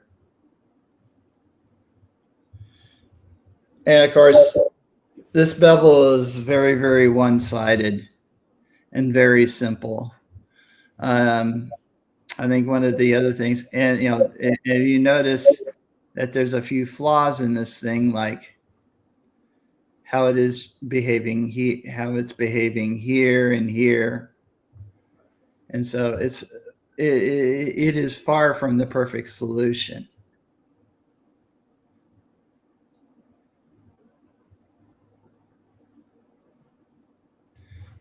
So the perfect solution is a bevel node, which I've yet to hopefully I'll present in the future, and that is it. Steve.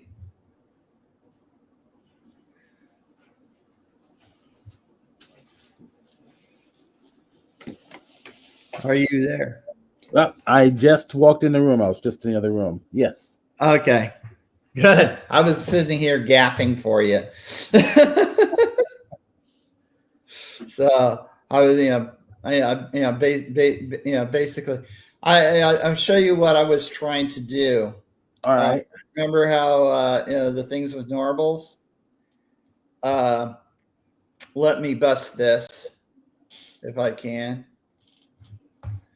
Now in the back end of this, the normals are,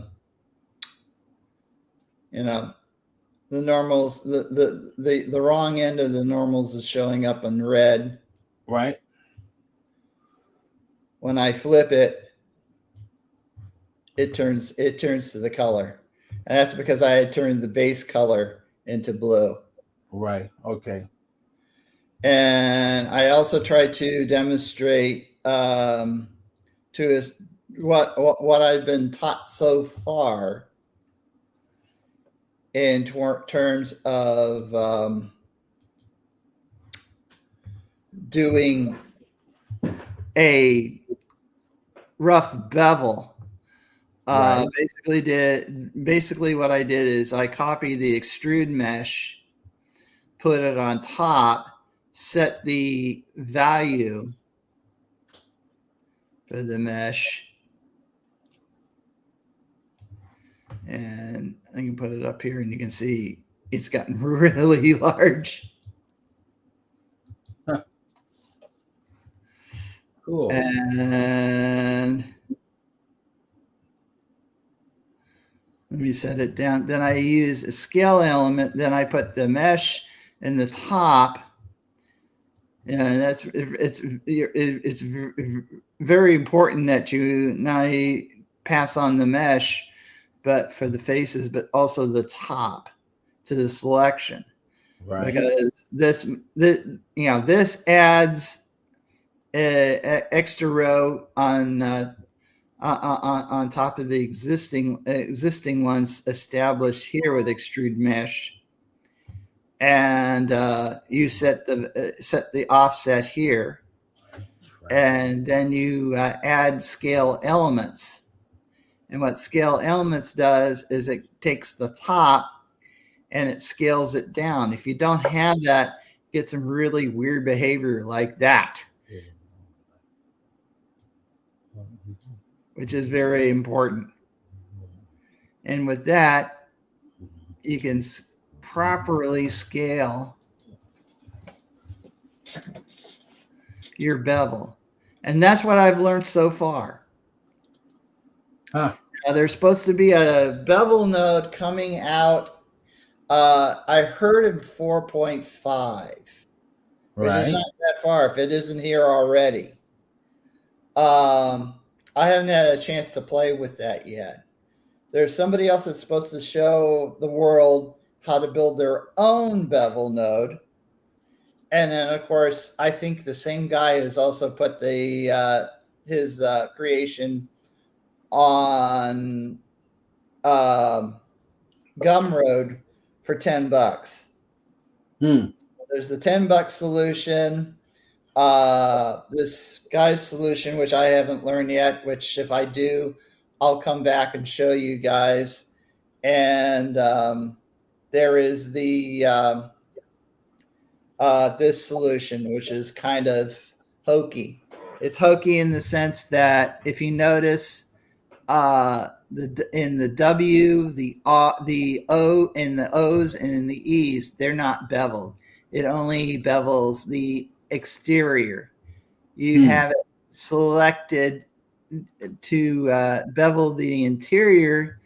You got to select those somehow select those that inner curve in order to apply that. And I have a feeling that's the secret of how this guy has done things. And he's even gone a step further. You can control the bevel to a round bevel. And that was something that I was just looking at this morning before I got into this broadcast. And I remembered, oh, Steve has this thing coming up, so I better get ready. That's how cutting edge that all this stuff I'm trying to learn. And as soon as I learn it, the sooner I'll share. Yeah, I'll put it into a presentation and I'll share with you all. The best way I learn is you do it over and over and over again until it finally seeps in. I get this, Steve. I get this obsession. I want to learn this trick, and it usually carries over to, gee, I want to learn that trick. Right. And the best I can hopefully do is, document things. Right. I've learned one of the tricks I've learned in Blender, which may be useful to a lot of people that are into geometry and shader nodes, is the fact that you can go into Windows you can go into save screenshot editor, click on what you want to save, and you save it off, and you basically get, I'll drag it over here from off stage. You get this. And those are my notes. Every time I make a new geometry node, I save the picture, I print it out, I put it in a catalog, or I put it in a database. And so I want to say, oh, I want to do this. This is how I remember it. Right. So, and that's basically it. That's all I had. And, should I call this to be continued? Maybe. Yeah. Hopefully Blender will come out. The Blender team will come out with their Blender bevel, and if it does, I'm going to be the first to use it and abuse it. Oh yeah. I want to be the first to use it and abuse it. And it's probably in beta. It's probably either in alpha or beta. I'm not sure, but I heard there's one out there. I keep hearing it all the time, and people are saying, "Oh, I want that," because they want to bevel their objects with it that they create within geometry nodes. Right. Because I think that geometry nodes, there's a argument between two camps in Blender. People who use the traditional ways of creating stuff, and people who want to rewrite, do everything in geometry nodes. And that's a big debate that personally I'm not into. I figure the best is to learn both ways. Yeah. But I'll show you something that one of the things that I can't do, and that's if the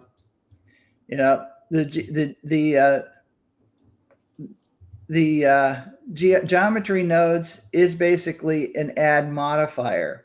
Right. And one of the cool things about add modifiers is you can create a stack of different types of geometry nodes and stack them one on top of another on top of another. Now, one of the things that somebody told me I could do, but I can't it doesn't seem to work, is like I could do is somebody demonstrated this. Oops. Interesting.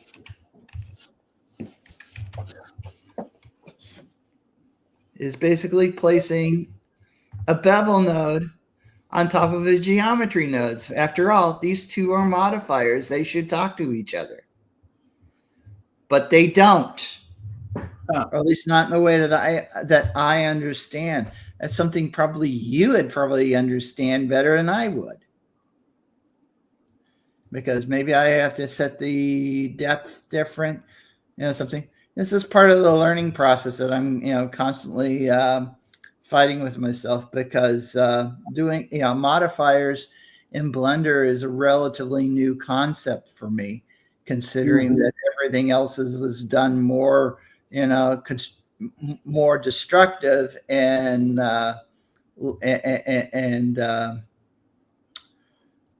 more, what's the term I'm looking for?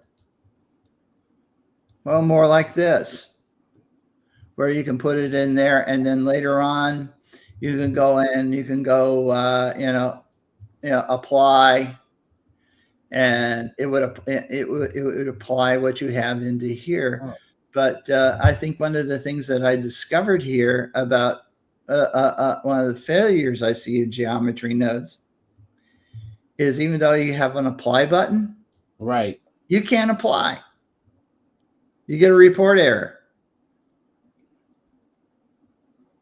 because it doesn't contain a mesh. Right. And I go to myself and I said, there must be some way that I can bake this so I'd get an object in the end. Right. Because what if I wanted to 3D print this? Good example that you would understand. And maybe that's something I will figure out, or you could teach me sometime. Yeah, we'll play with it. That's great. But anyway, like I said, that was my man. So anyway, that's what I'm doing. Yeah, as I say, my research on this is ongoing. So there'll be more to follow next time. And maybe the upcoming Blender classes will help quite a bit too. So next time next time in the Great Adventures of David Glenn, David Glenn will learn how to do proper beveling on his geometry node objects. End of story. Thank you, Steve. You're welcome. Quite cool. So let me share. Let me thank you so much. That's great. Let me share my screen. I'm going to remove your screen, and I will now go to share my screen. I'm going to share my screen, entire screen, and tell it to Blender. Okay, we're going to do something from scratch here. I'm going to just share what I've been playing around with. Let me go to something from scratch. Go to File menu. Let's go to New. Let's go to General. And I've been kind of playing around with these explosion effects. And I shared something similar. This will be different than what I've shared before. And so this should be kind of a fun one for everybody to play around with. All right, so ideas, I want to create these explosion particles coming out. And these particles are also going to have smoke trailing from them through the air.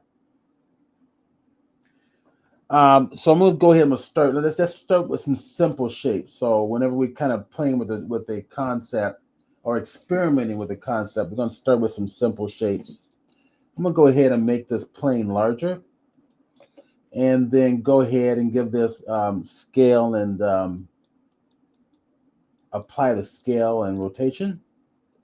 Let's bring in a sphere, but I'm going to bring in instead a cube, and I'm going to alter that to a sphere. So I'm going to go to my cube here.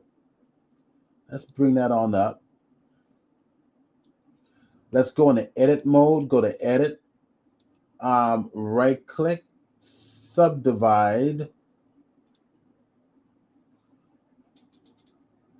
All right, I'm going to subdivide it again.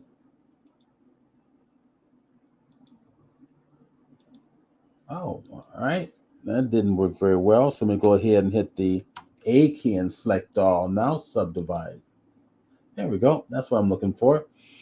Let me go ahead and alter that to a square. So that's going to be Control Alt S, I think. Let me select it all again.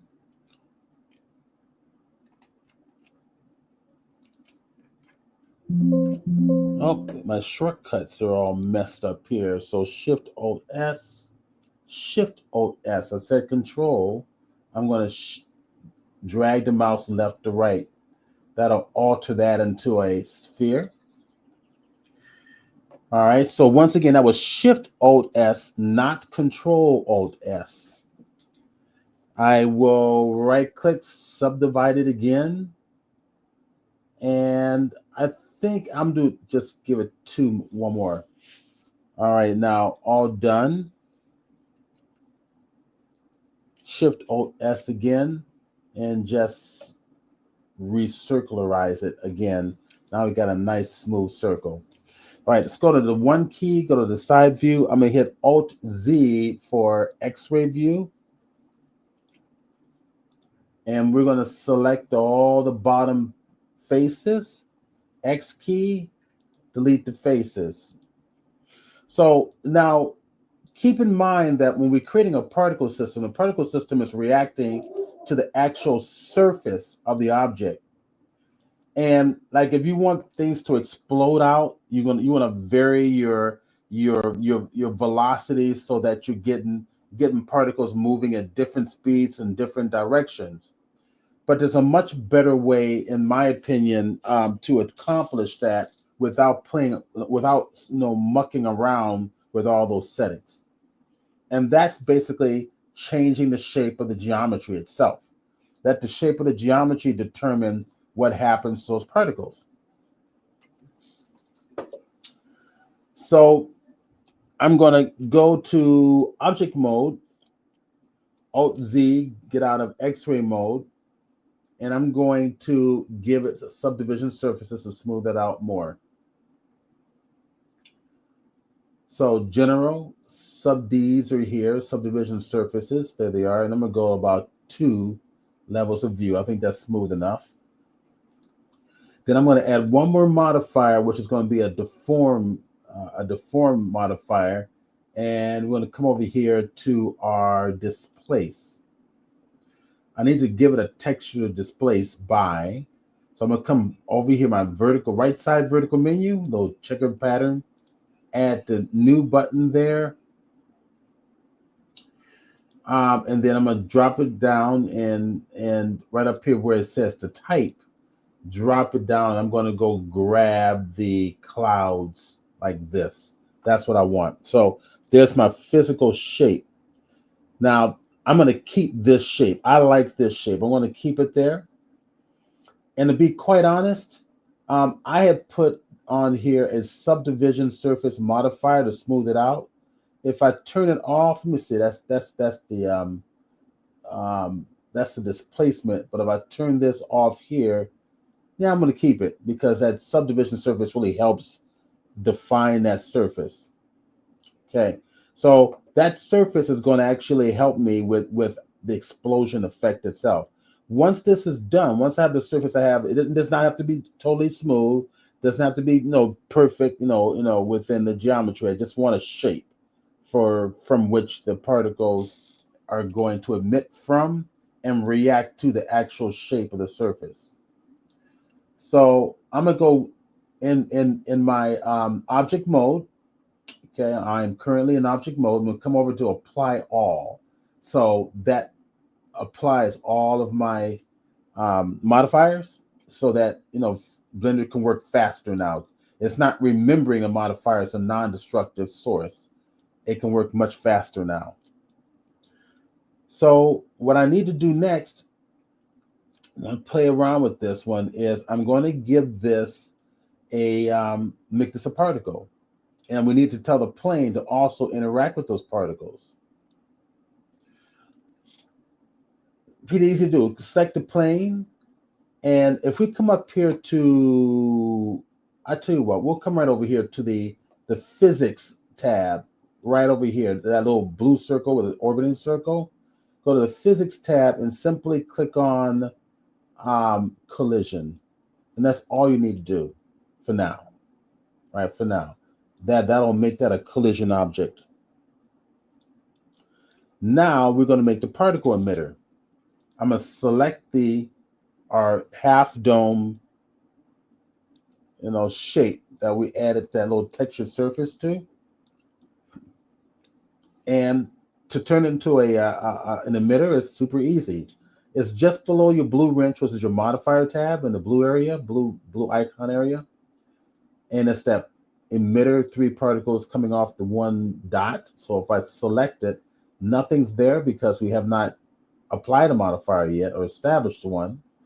Hit the plus key, and there we go. It's now a modifier. So if I hit the space bar, take a look at that.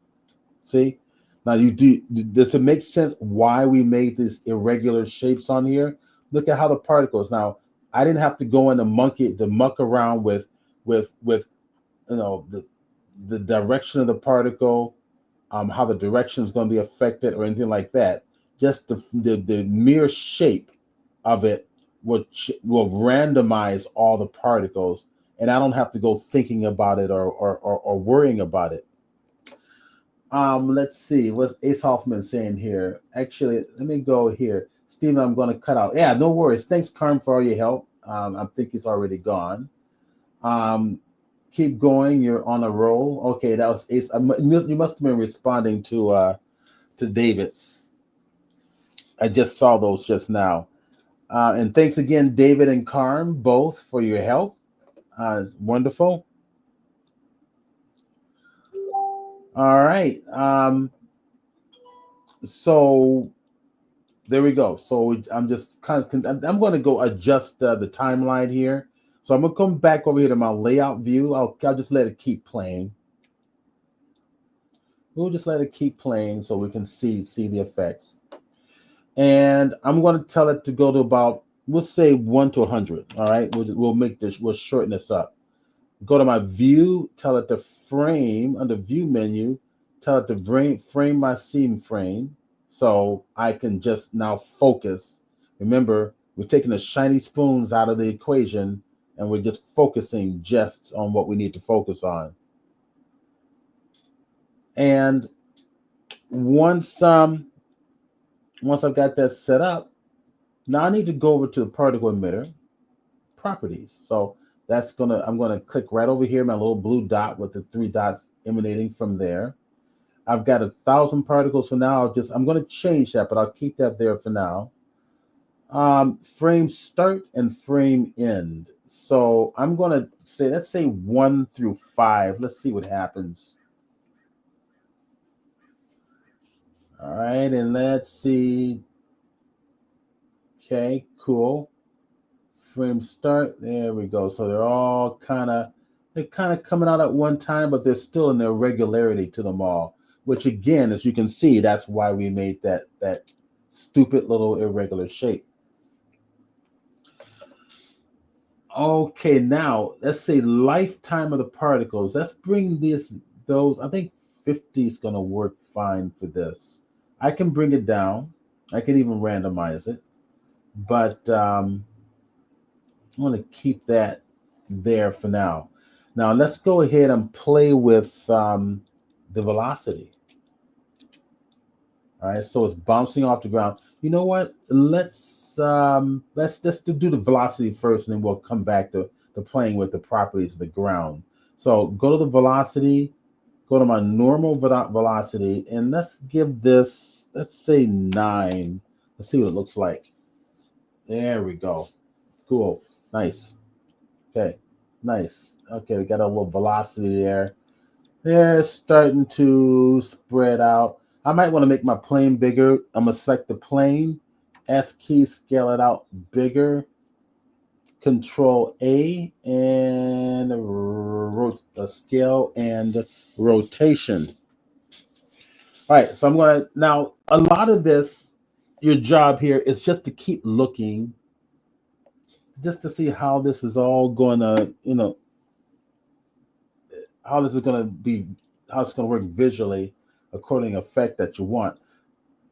Let's go ahead and bring up the amount of particles. I've got about 1,000. Let's go to 2,000.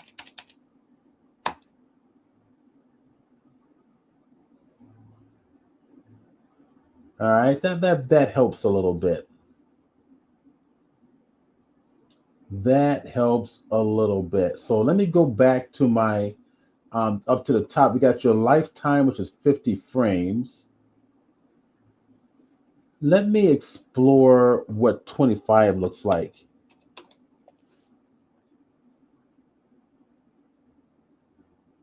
There we go. Now it's starting to kind of taper off quickly. Now there's going to be a couple of emitters I'm going to be dealing with here. I'm going to bring this back up to 50 for now, because I might want to make a second emitter where the lifetime is going to be much shorter. But this way, it kind of gives me a good idea as to how this is going to react with the plane. They're still kind of uniform here. So if I come over to, I'm going to go ahead and let that play. For your velocity, we should have a randomize right down here. So let's randomize that velocity, go up to like 0.3 and see what we get. Gonna let it start again. There we go. We got a little more randomness going there. Pull it up a little more. There we go. That's a little better. Let me try the object velocity. I'm going to pull that up a little bit and see what we get. All right, now let's get it to react, get these particles to react to the plane properly. So select the plane. Remember, we applied a physics properties to the plane. So come right over here to the rotating dot, the orbiting dot. And we're going to play with the dampening. I'm going to bring the dampening up right about there. Let's see what happens. There we go. Now it's starting to kind of adhere to the plane a little bit better. Let's take the friction up a little bit. And I'm just, guessing.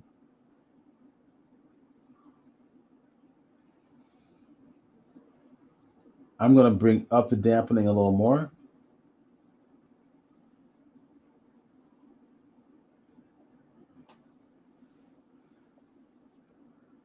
There we go. Let's try this one. It's a stickiness. Oh, this is for the cloth, the dampening and the friction. So I'm going to close that one up, right? We got stickiness right there. Let's bring that up. Let's see what it looks like. There we go. Let's get it to stick to that's much better.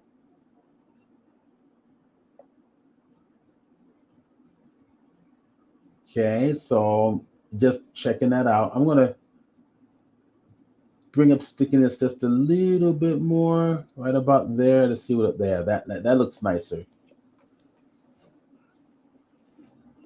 All right. So I'm kind of liking where this is going. And guys, you can, make comments if you want to also. Make comments, suggestions. We could do something with the explosion going much more on the z-axis. So that we got to select the particle now, go back to our particle tab. And if we go to our velocity, we got our object velocity as the angle, the X, Y, and Z axis. Let's take this up to like close to 3. Let's see what it looks like. Yeah, it's now starting to move up, explode upward a little better. Let's give this, let's say, not randomized, but with the z-axis, let's say give it 10. See what it looks like. Yeah, there we go. So I'm going to just kind of keep playing, and I need to randomize the heck out of it. So I'm going to take the randomize all the way up, see what we get. There we go. That's better. I'm going to really go up higher on randomize, see what we get. There we go.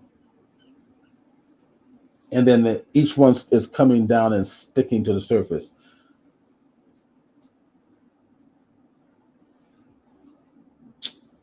All right, now what I want to do is I want to bring in an object that because so far what we're dealing with are globes that'll never render.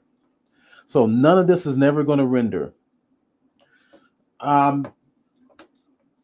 Because if I select that emitter, under my render options, it's a halo. It's a non-rendering object. So let's create something to render. I'm going to stop it temporarily. Shift, arrow key to the left. Getting close. I suppose what I can do is I'm going to bring in just bring an icosphere like this. Pull that on top.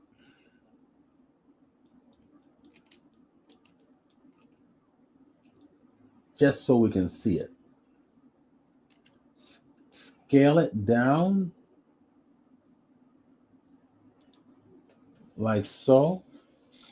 Command A, rotation and scale. All right, so with the emitter, we're going to go to our render options.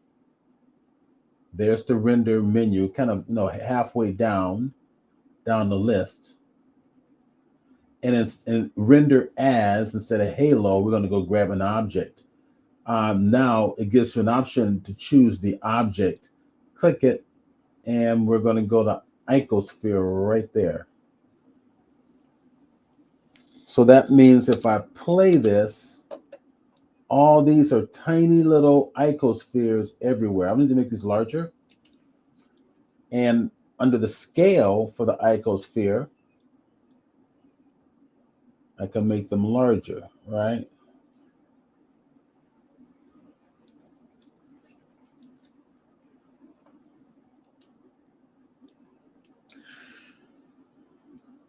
I want to randomize the size on this. So go to randomize and just pull it to the right, and we get random sizing options. There we go.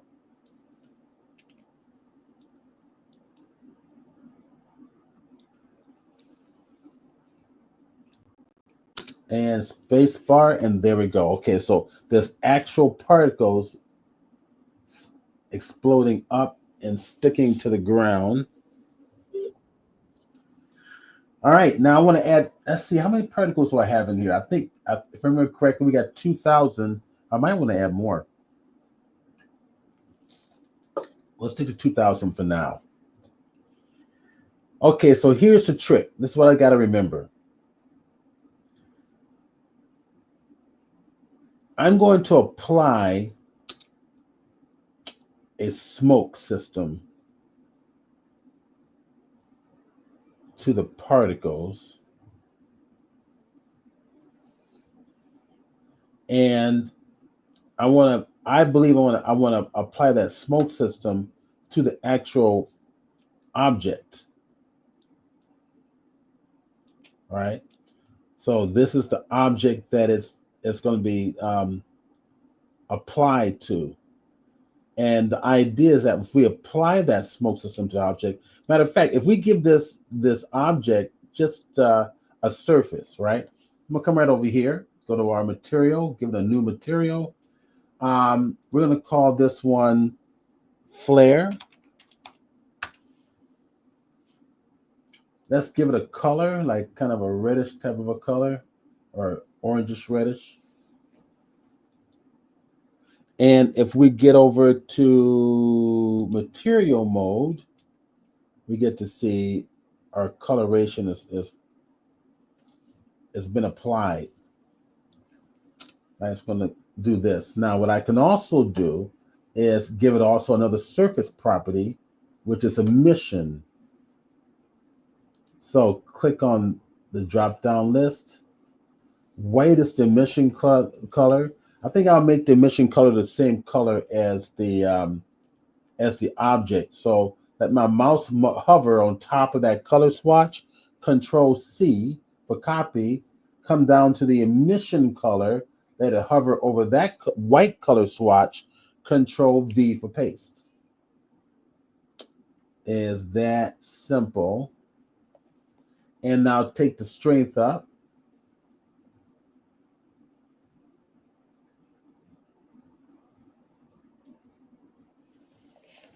Okay, so what we have is this emissive particle effect. Now, if we now go into render mode,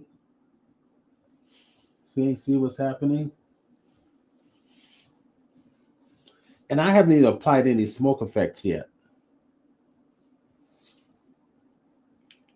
This is just the particles moving upward and being randomized. In fact, I'm thinking, let's give it, instead of 2,000, let's give it 3,000 particles. So go to my particle emitter. Let me make sure that the icosphere is selected. So I'm going to, that's the actual particle itself. So the icosphere is selected. but that's not what I want selected. I want the actual cube, which is the emitter. So I'm going to rename that one emitter. It just makes more sense. Okay, let's have some fun with this here. With the emitter selected, there's my particle system. We'll give it about, what do you say, 3,000 particles this time?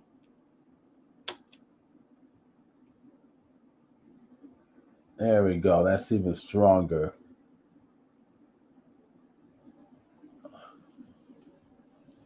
Nice. Okay. All right, so I got a render view. All of this is just emission applied to all of our particles, and we've got a randomized sizing for the particles. I might even want to consider for that individual particle, I'm going to have to go select it. So that's the icosphere. All right. Go to my physics tab. Or better yet, go to the particle tab here. And I'm going to make sure we select the actual particle. I'm going to stop it. There we go. Make sure that's selected. And I think I want the emitter, right? Go to the emitter. There we go. Right about there. We'll come on down to the sizing. I might want to change a little bit of the velocity too, but random size is here. And that's about as far as that's going to go, isn't it? Suppose I can bring the size up a little bit bigger like that. Let's see what it looks like now. All right, just kind of just experimenting here. Okay, let's add some smoke to this.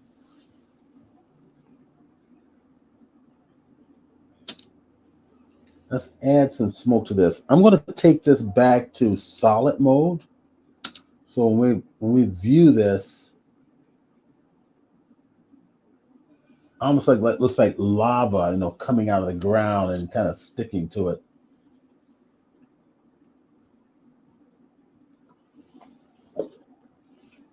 All right.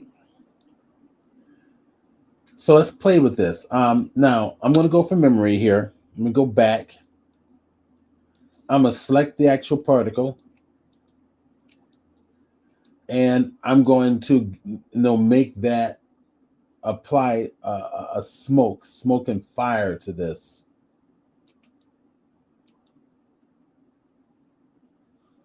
Okay, let's see how this works. Part of me says to try applying the smoke and fire to the emitter, but I'm going to do it to the particle directly. Let's see what we get. Go to our object mode, go to quick effects, and quick smoke. Okay.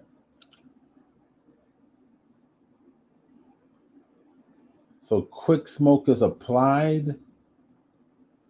Now let me see something. Let me go to render view.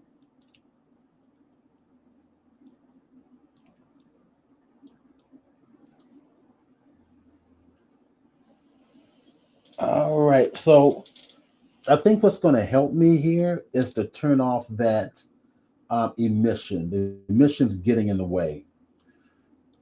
It was a good idea to play with, but to do the rest of it, it's going to be in my way. So I'm going to come over here to my materials tab, go down to my, make sure the proper object is selected. So, which it is not. I want the icosphere there.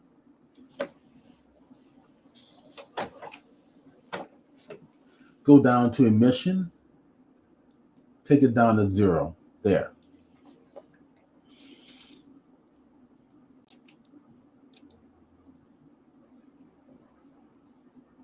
All right, let's see what happens. Come back to here.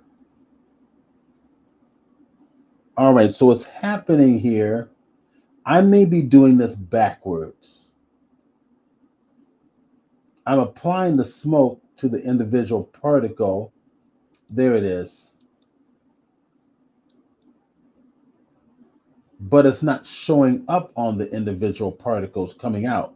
It's showing up on that one particle that's being instanced on all the rest. So logic, you'll be thinking that, oh, okay, so if we apply smoke to that one, then we should be able to, that should already be instanced to the rest of the particles. Not true.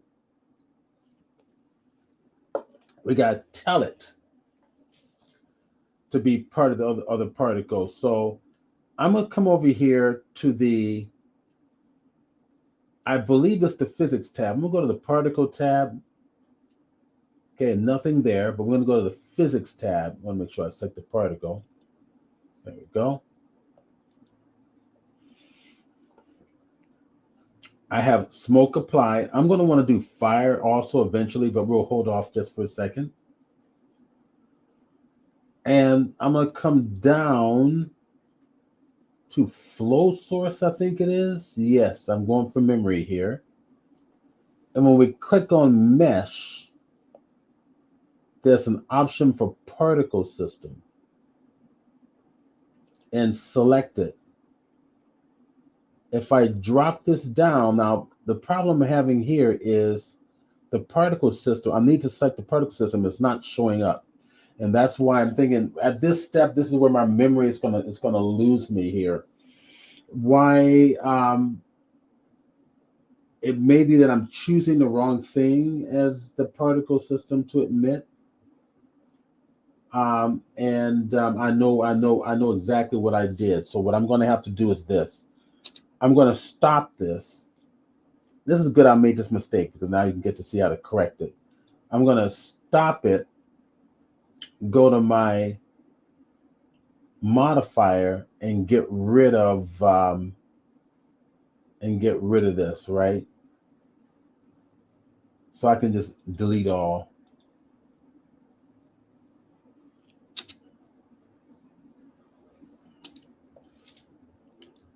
And I'm going to just also delete the domain, which is what's selected now. Okay. So what's left is the particles.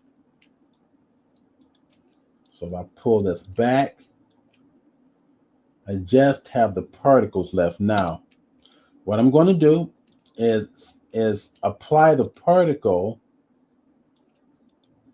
Let me get out of here and go to solid mode. Apply the smoke to the actual emitter. Let's see how that works. So object, quick effects, we will go over to quick smoke. Okay. And if we play it, there is your smoke. Okay. Let's make the domain larger because this effect needs to encompass my entire area. Scale it all the way up like so. Grab that top. I'm going to move it up a little bit, and then I'm going to come down and grab the bottom and move it up a little bit as well, just below. If I play, you get to see the particle is going to fit right in there. Okay, good. All right. Tab key, object mode. There we go. So it's exploding outward a little bit.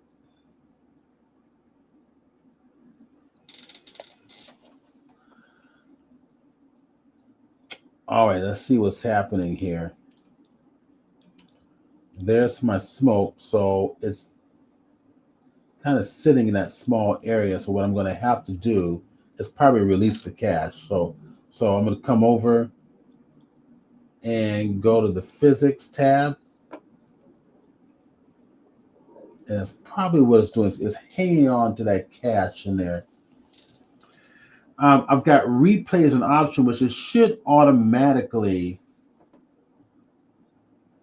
recache, but I'm going to give this, select all, bake all. And if I play, let's see what happens.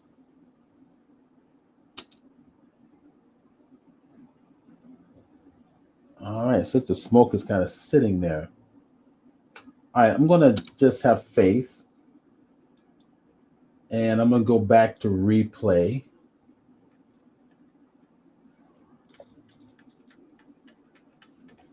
Let's see how this works now. All right, so I'm going to go back to my particle.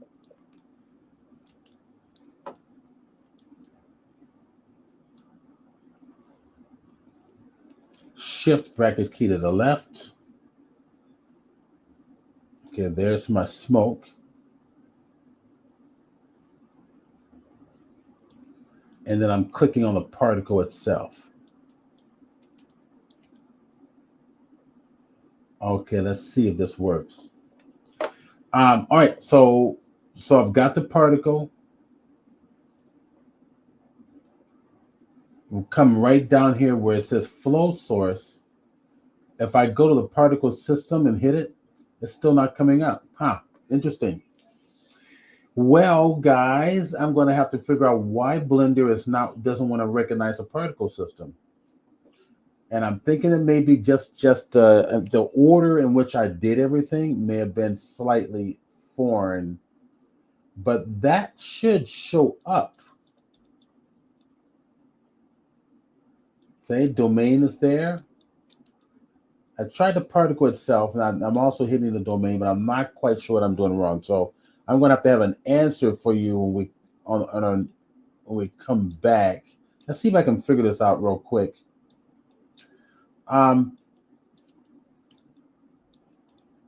That's my emitter.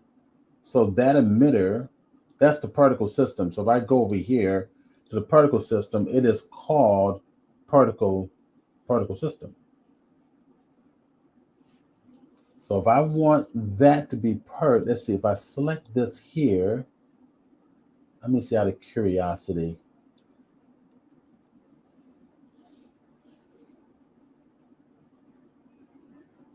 Yes, actually that's going to, the only way to do this is to go through the actual particle itself, which is that there. And when we come down to the physics tab, there's my smoke. I mean, I can say smoke and fire on this one.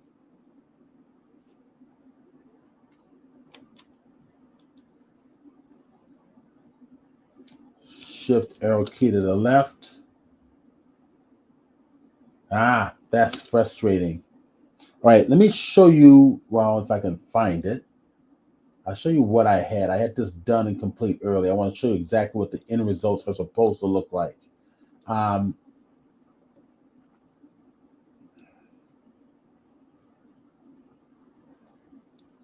going to bring this around. I want to check a few of the little things here. That's frustrating. Drives me nuts.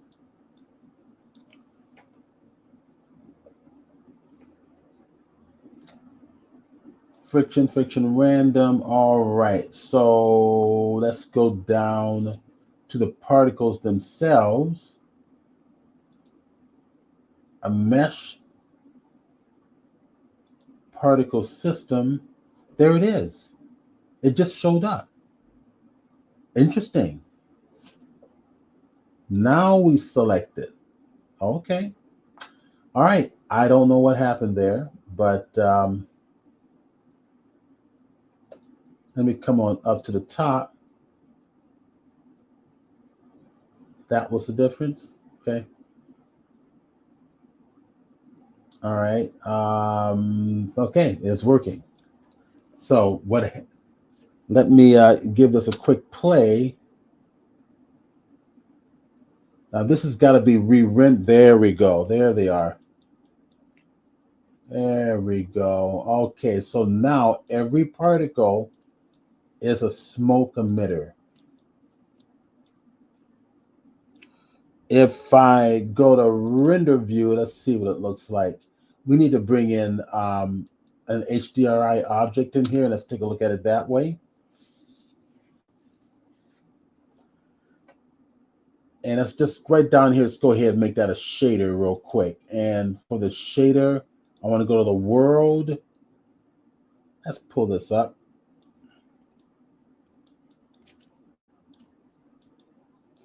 Command or Control T, it's my shortcut for a node wrangler. It's going to connect my image to connect to the background so I can bring in an HDRI background.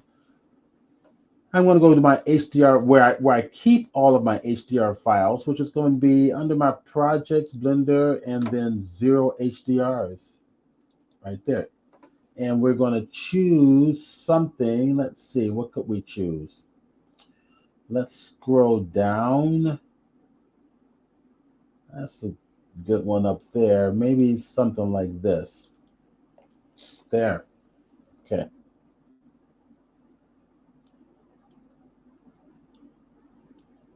Okay, so that's lighting the scene.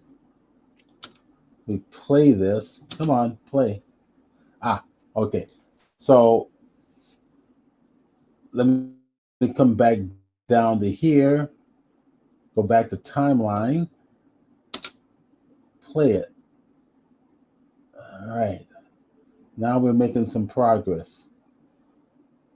So now I need to increase the resolution. So if you take a look at the little square in the bottom left-hand corner here, or right, depending on how you're looking at it, it's kind of large in relationship to the individual particles. So if I grab the domain and come up here to the top, 34 is the default. So let's double it. And then that's going to reduce in size.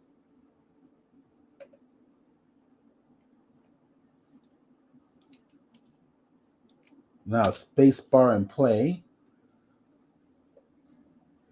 Yeah, we should get a little, see, that's a lot better looking, a little better resolution. And I can even go to 128, all right? And it should get an even finer smoke in there. So let me stop it. Let's go to 128. Shift bracket key to the left to send it back. Let's pull it on in about here. Space bar. Much better. Oh yeah. Oh yeah. Look at that. Come on. There we go.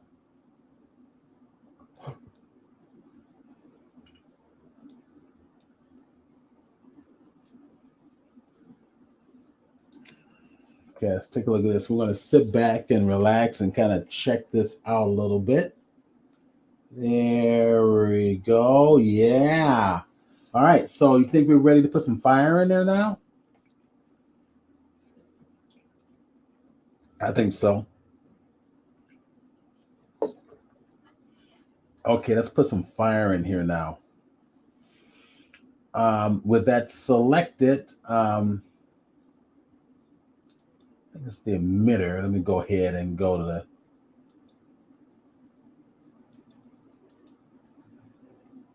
I might want to be in the actual, go bring this on down. I can select it easier this way. Go to the icosphere. And I do have fire and smoke. Okay, good. I was making sure. All right, so I thought I had not done that. The reason we can't see it is because in our texturing here, we didn't turn on the black body environment. So I need to go into the volume, drop it down, go to black body volume area. I'm probably going to need to select the, let me make sure that I've got the icosphere selected. And let's go look for the black body. So it should be strength film. I thought it was under the volume. That's the emission there I'm inside of. Okay, volume settings. Let's go back up to here.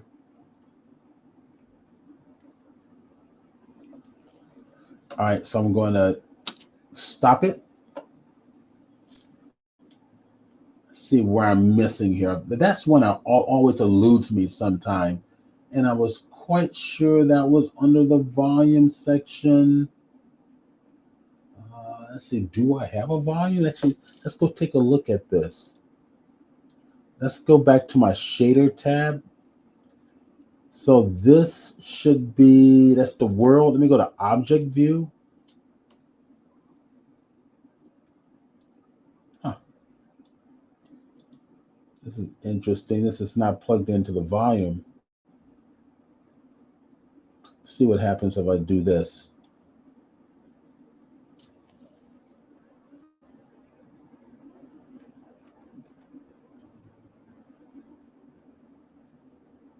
Okay, so there's the volume here. Now I'm getting options, roughness.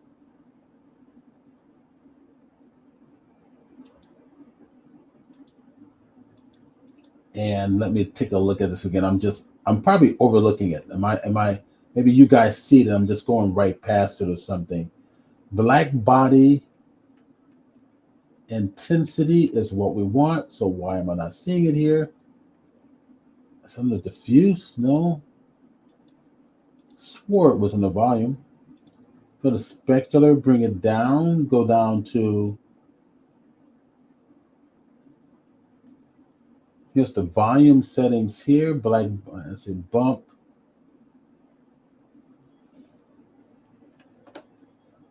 Let's see, Ace Hoffman. They turned into toasted cheese doodles. That's right. Somebody's hungry. All right, so the setting I am looking for, and let me click on this here and see if maybe that's going. Okay, emission color, right in here. It's right in this area normally. Let me go check, and let me get my glasses on because maybe I'm just overlooking it. There it is, right in front of me. There it is, right there. Black body intensity, right there. Under volume.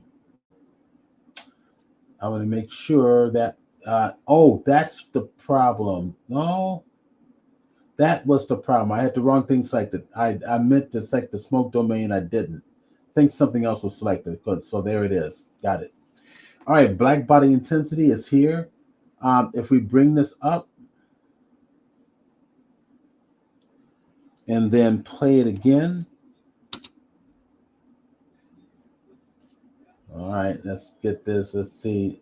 Oh, that's not coming up yet still. All right, let's see what's happening here. Let's figure it out. Emission strength. Okay, that's the emission.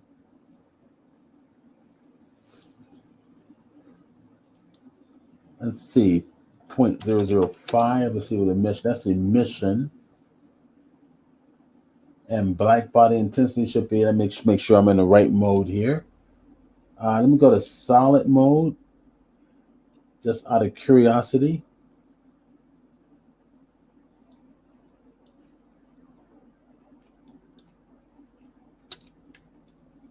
And let's see why we're not bringing up the fire. Domain is there.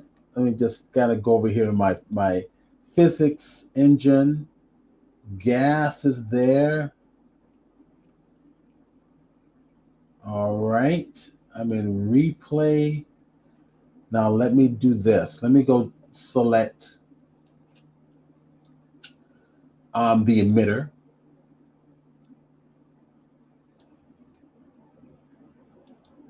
There's the problem. Now, I know I checked this before. It was fire and, oh, you know what? That's the mistake I made. All right, I know what I did. All right, I remember I deleted the first tutorial and I think I deleted it and restarted it again or something. I swore I put in fire and smoke. So if I click this, okay, now if I play it, there it is. All right, maybe it's me going crazy. There's my fire coming up and out. Toasted cheese noodles. I like it. The toasted cheese noodles. Let's take this back to timeline. Okay. So I'm going to play around with this a little bit, right? So density, initial temperature. What else we got here? Let's see what we can play around with. We got the size of the particles. Maybe bring it up a little bigger. Let's see what we get.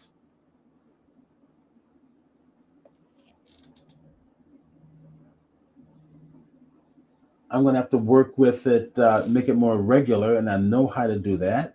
But I'm going to have to go into the actual particle itself. We got the initial velocity. Let me go and tap that in, turn on and see what happens.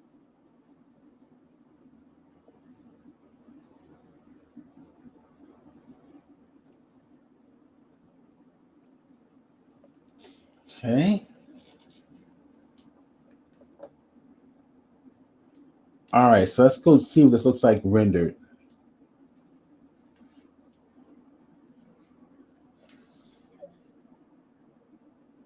And I'm going to have to play around with these settings just a little bit more.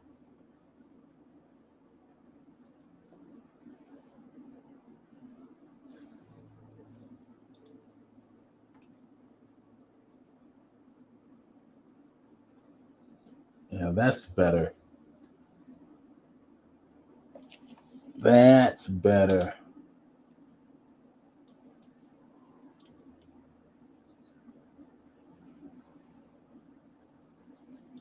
And the smoke's coming up.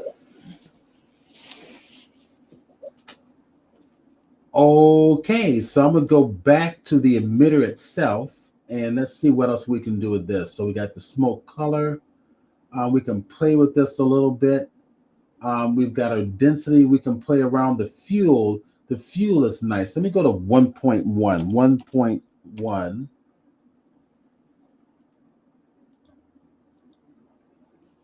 1.1. Actually, will it go past 1? I thought it did, but let me go put 2 in there. If I can get this right.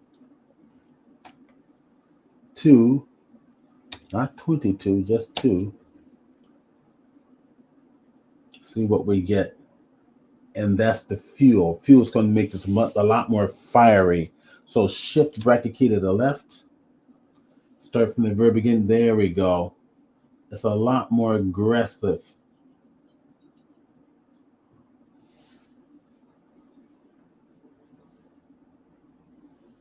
It's a lot more fiery, aggressive.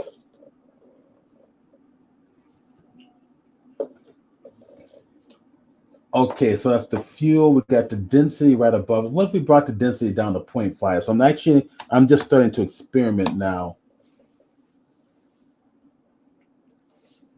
And shift bracket key to the left, just to send it back to the first frame.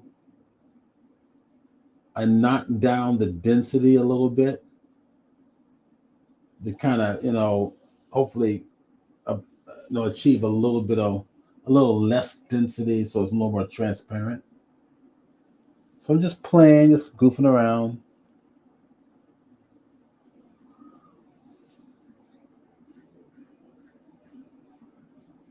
I'm gonna save this one so that when we come back again, I want to add on to this. So that's nice. That's the fire starts to dissipate a little bit,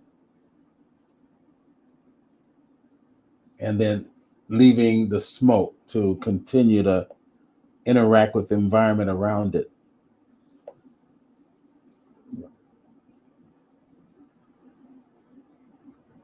There we go. Isn't that cool?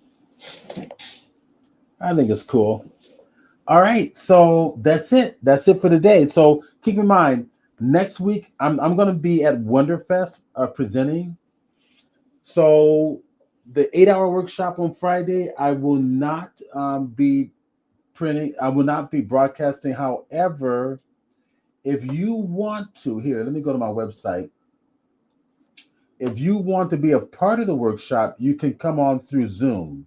So let me go to my website and show you what I'm talking about.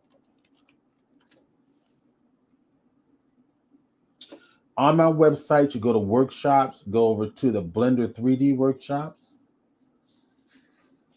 And if we scroll down to the bottom, actually, it's at the bottom or is it at the top? So right there, the Wonderfest at the top right hand corner. Click on more, and this is how you can register. It is a paid workshop.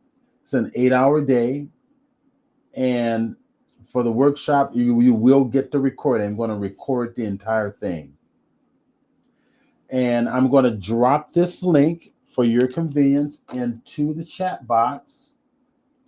So if you want to be a part of this, you'll be there live with us through Zoom.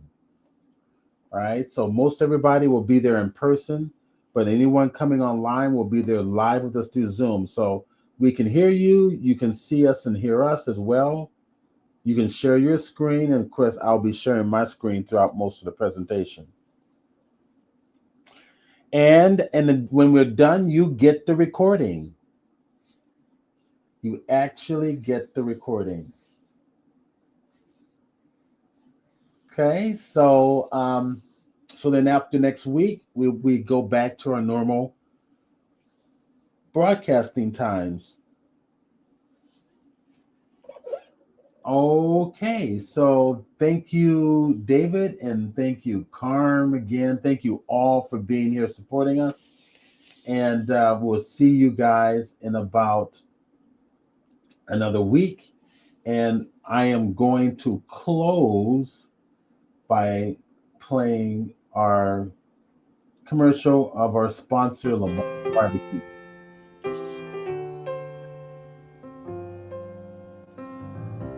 Over 150 years ago, in a plantation kitchen near Jackson, Tennessee, Lucinda Macklin, the head cook, created masterpieces of Southern cooking every day.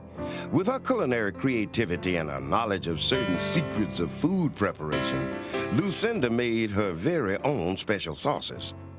She developed a variety of marinades and sauces full of diverse herbs, spices, and a whole lot of love. The thick and tangy barbecue sauce she made was so rich, it was poured into jars rather than bottles. Soon, Lucinda's delicious, authentic sauces became known all across the South. Lucinda Macklin was wise enough to realize that her gift for cooking wasn't truly a gift until it was given. So she passed her many recipes on to her daughter, Osabel, and Osabel imparted her knowledge to her daughter, Thelma. Thelma kept the tradition alive by passing those precious gifts to her son, Lamont Burns. And Lamont is still passing it on and on and on. I'm Lamont Burns, inviting you to enjoy my great-grandmother Lucinda's recipes in every jar of the Lamont's authentic Southern marinade and barbecue sauce. You spend good money on meats, but you're probably not getting that good down-home flavor. Marinate your meat in Lamont's marinade. It puts the flavor from the skin to the bone, long before you ever cook it. Then add the Lamont's authentic Southern barbecue sauce, and I tell you, you got some good eating. All right, we'll see everybody in about another week. Thanks for joining. See you soon.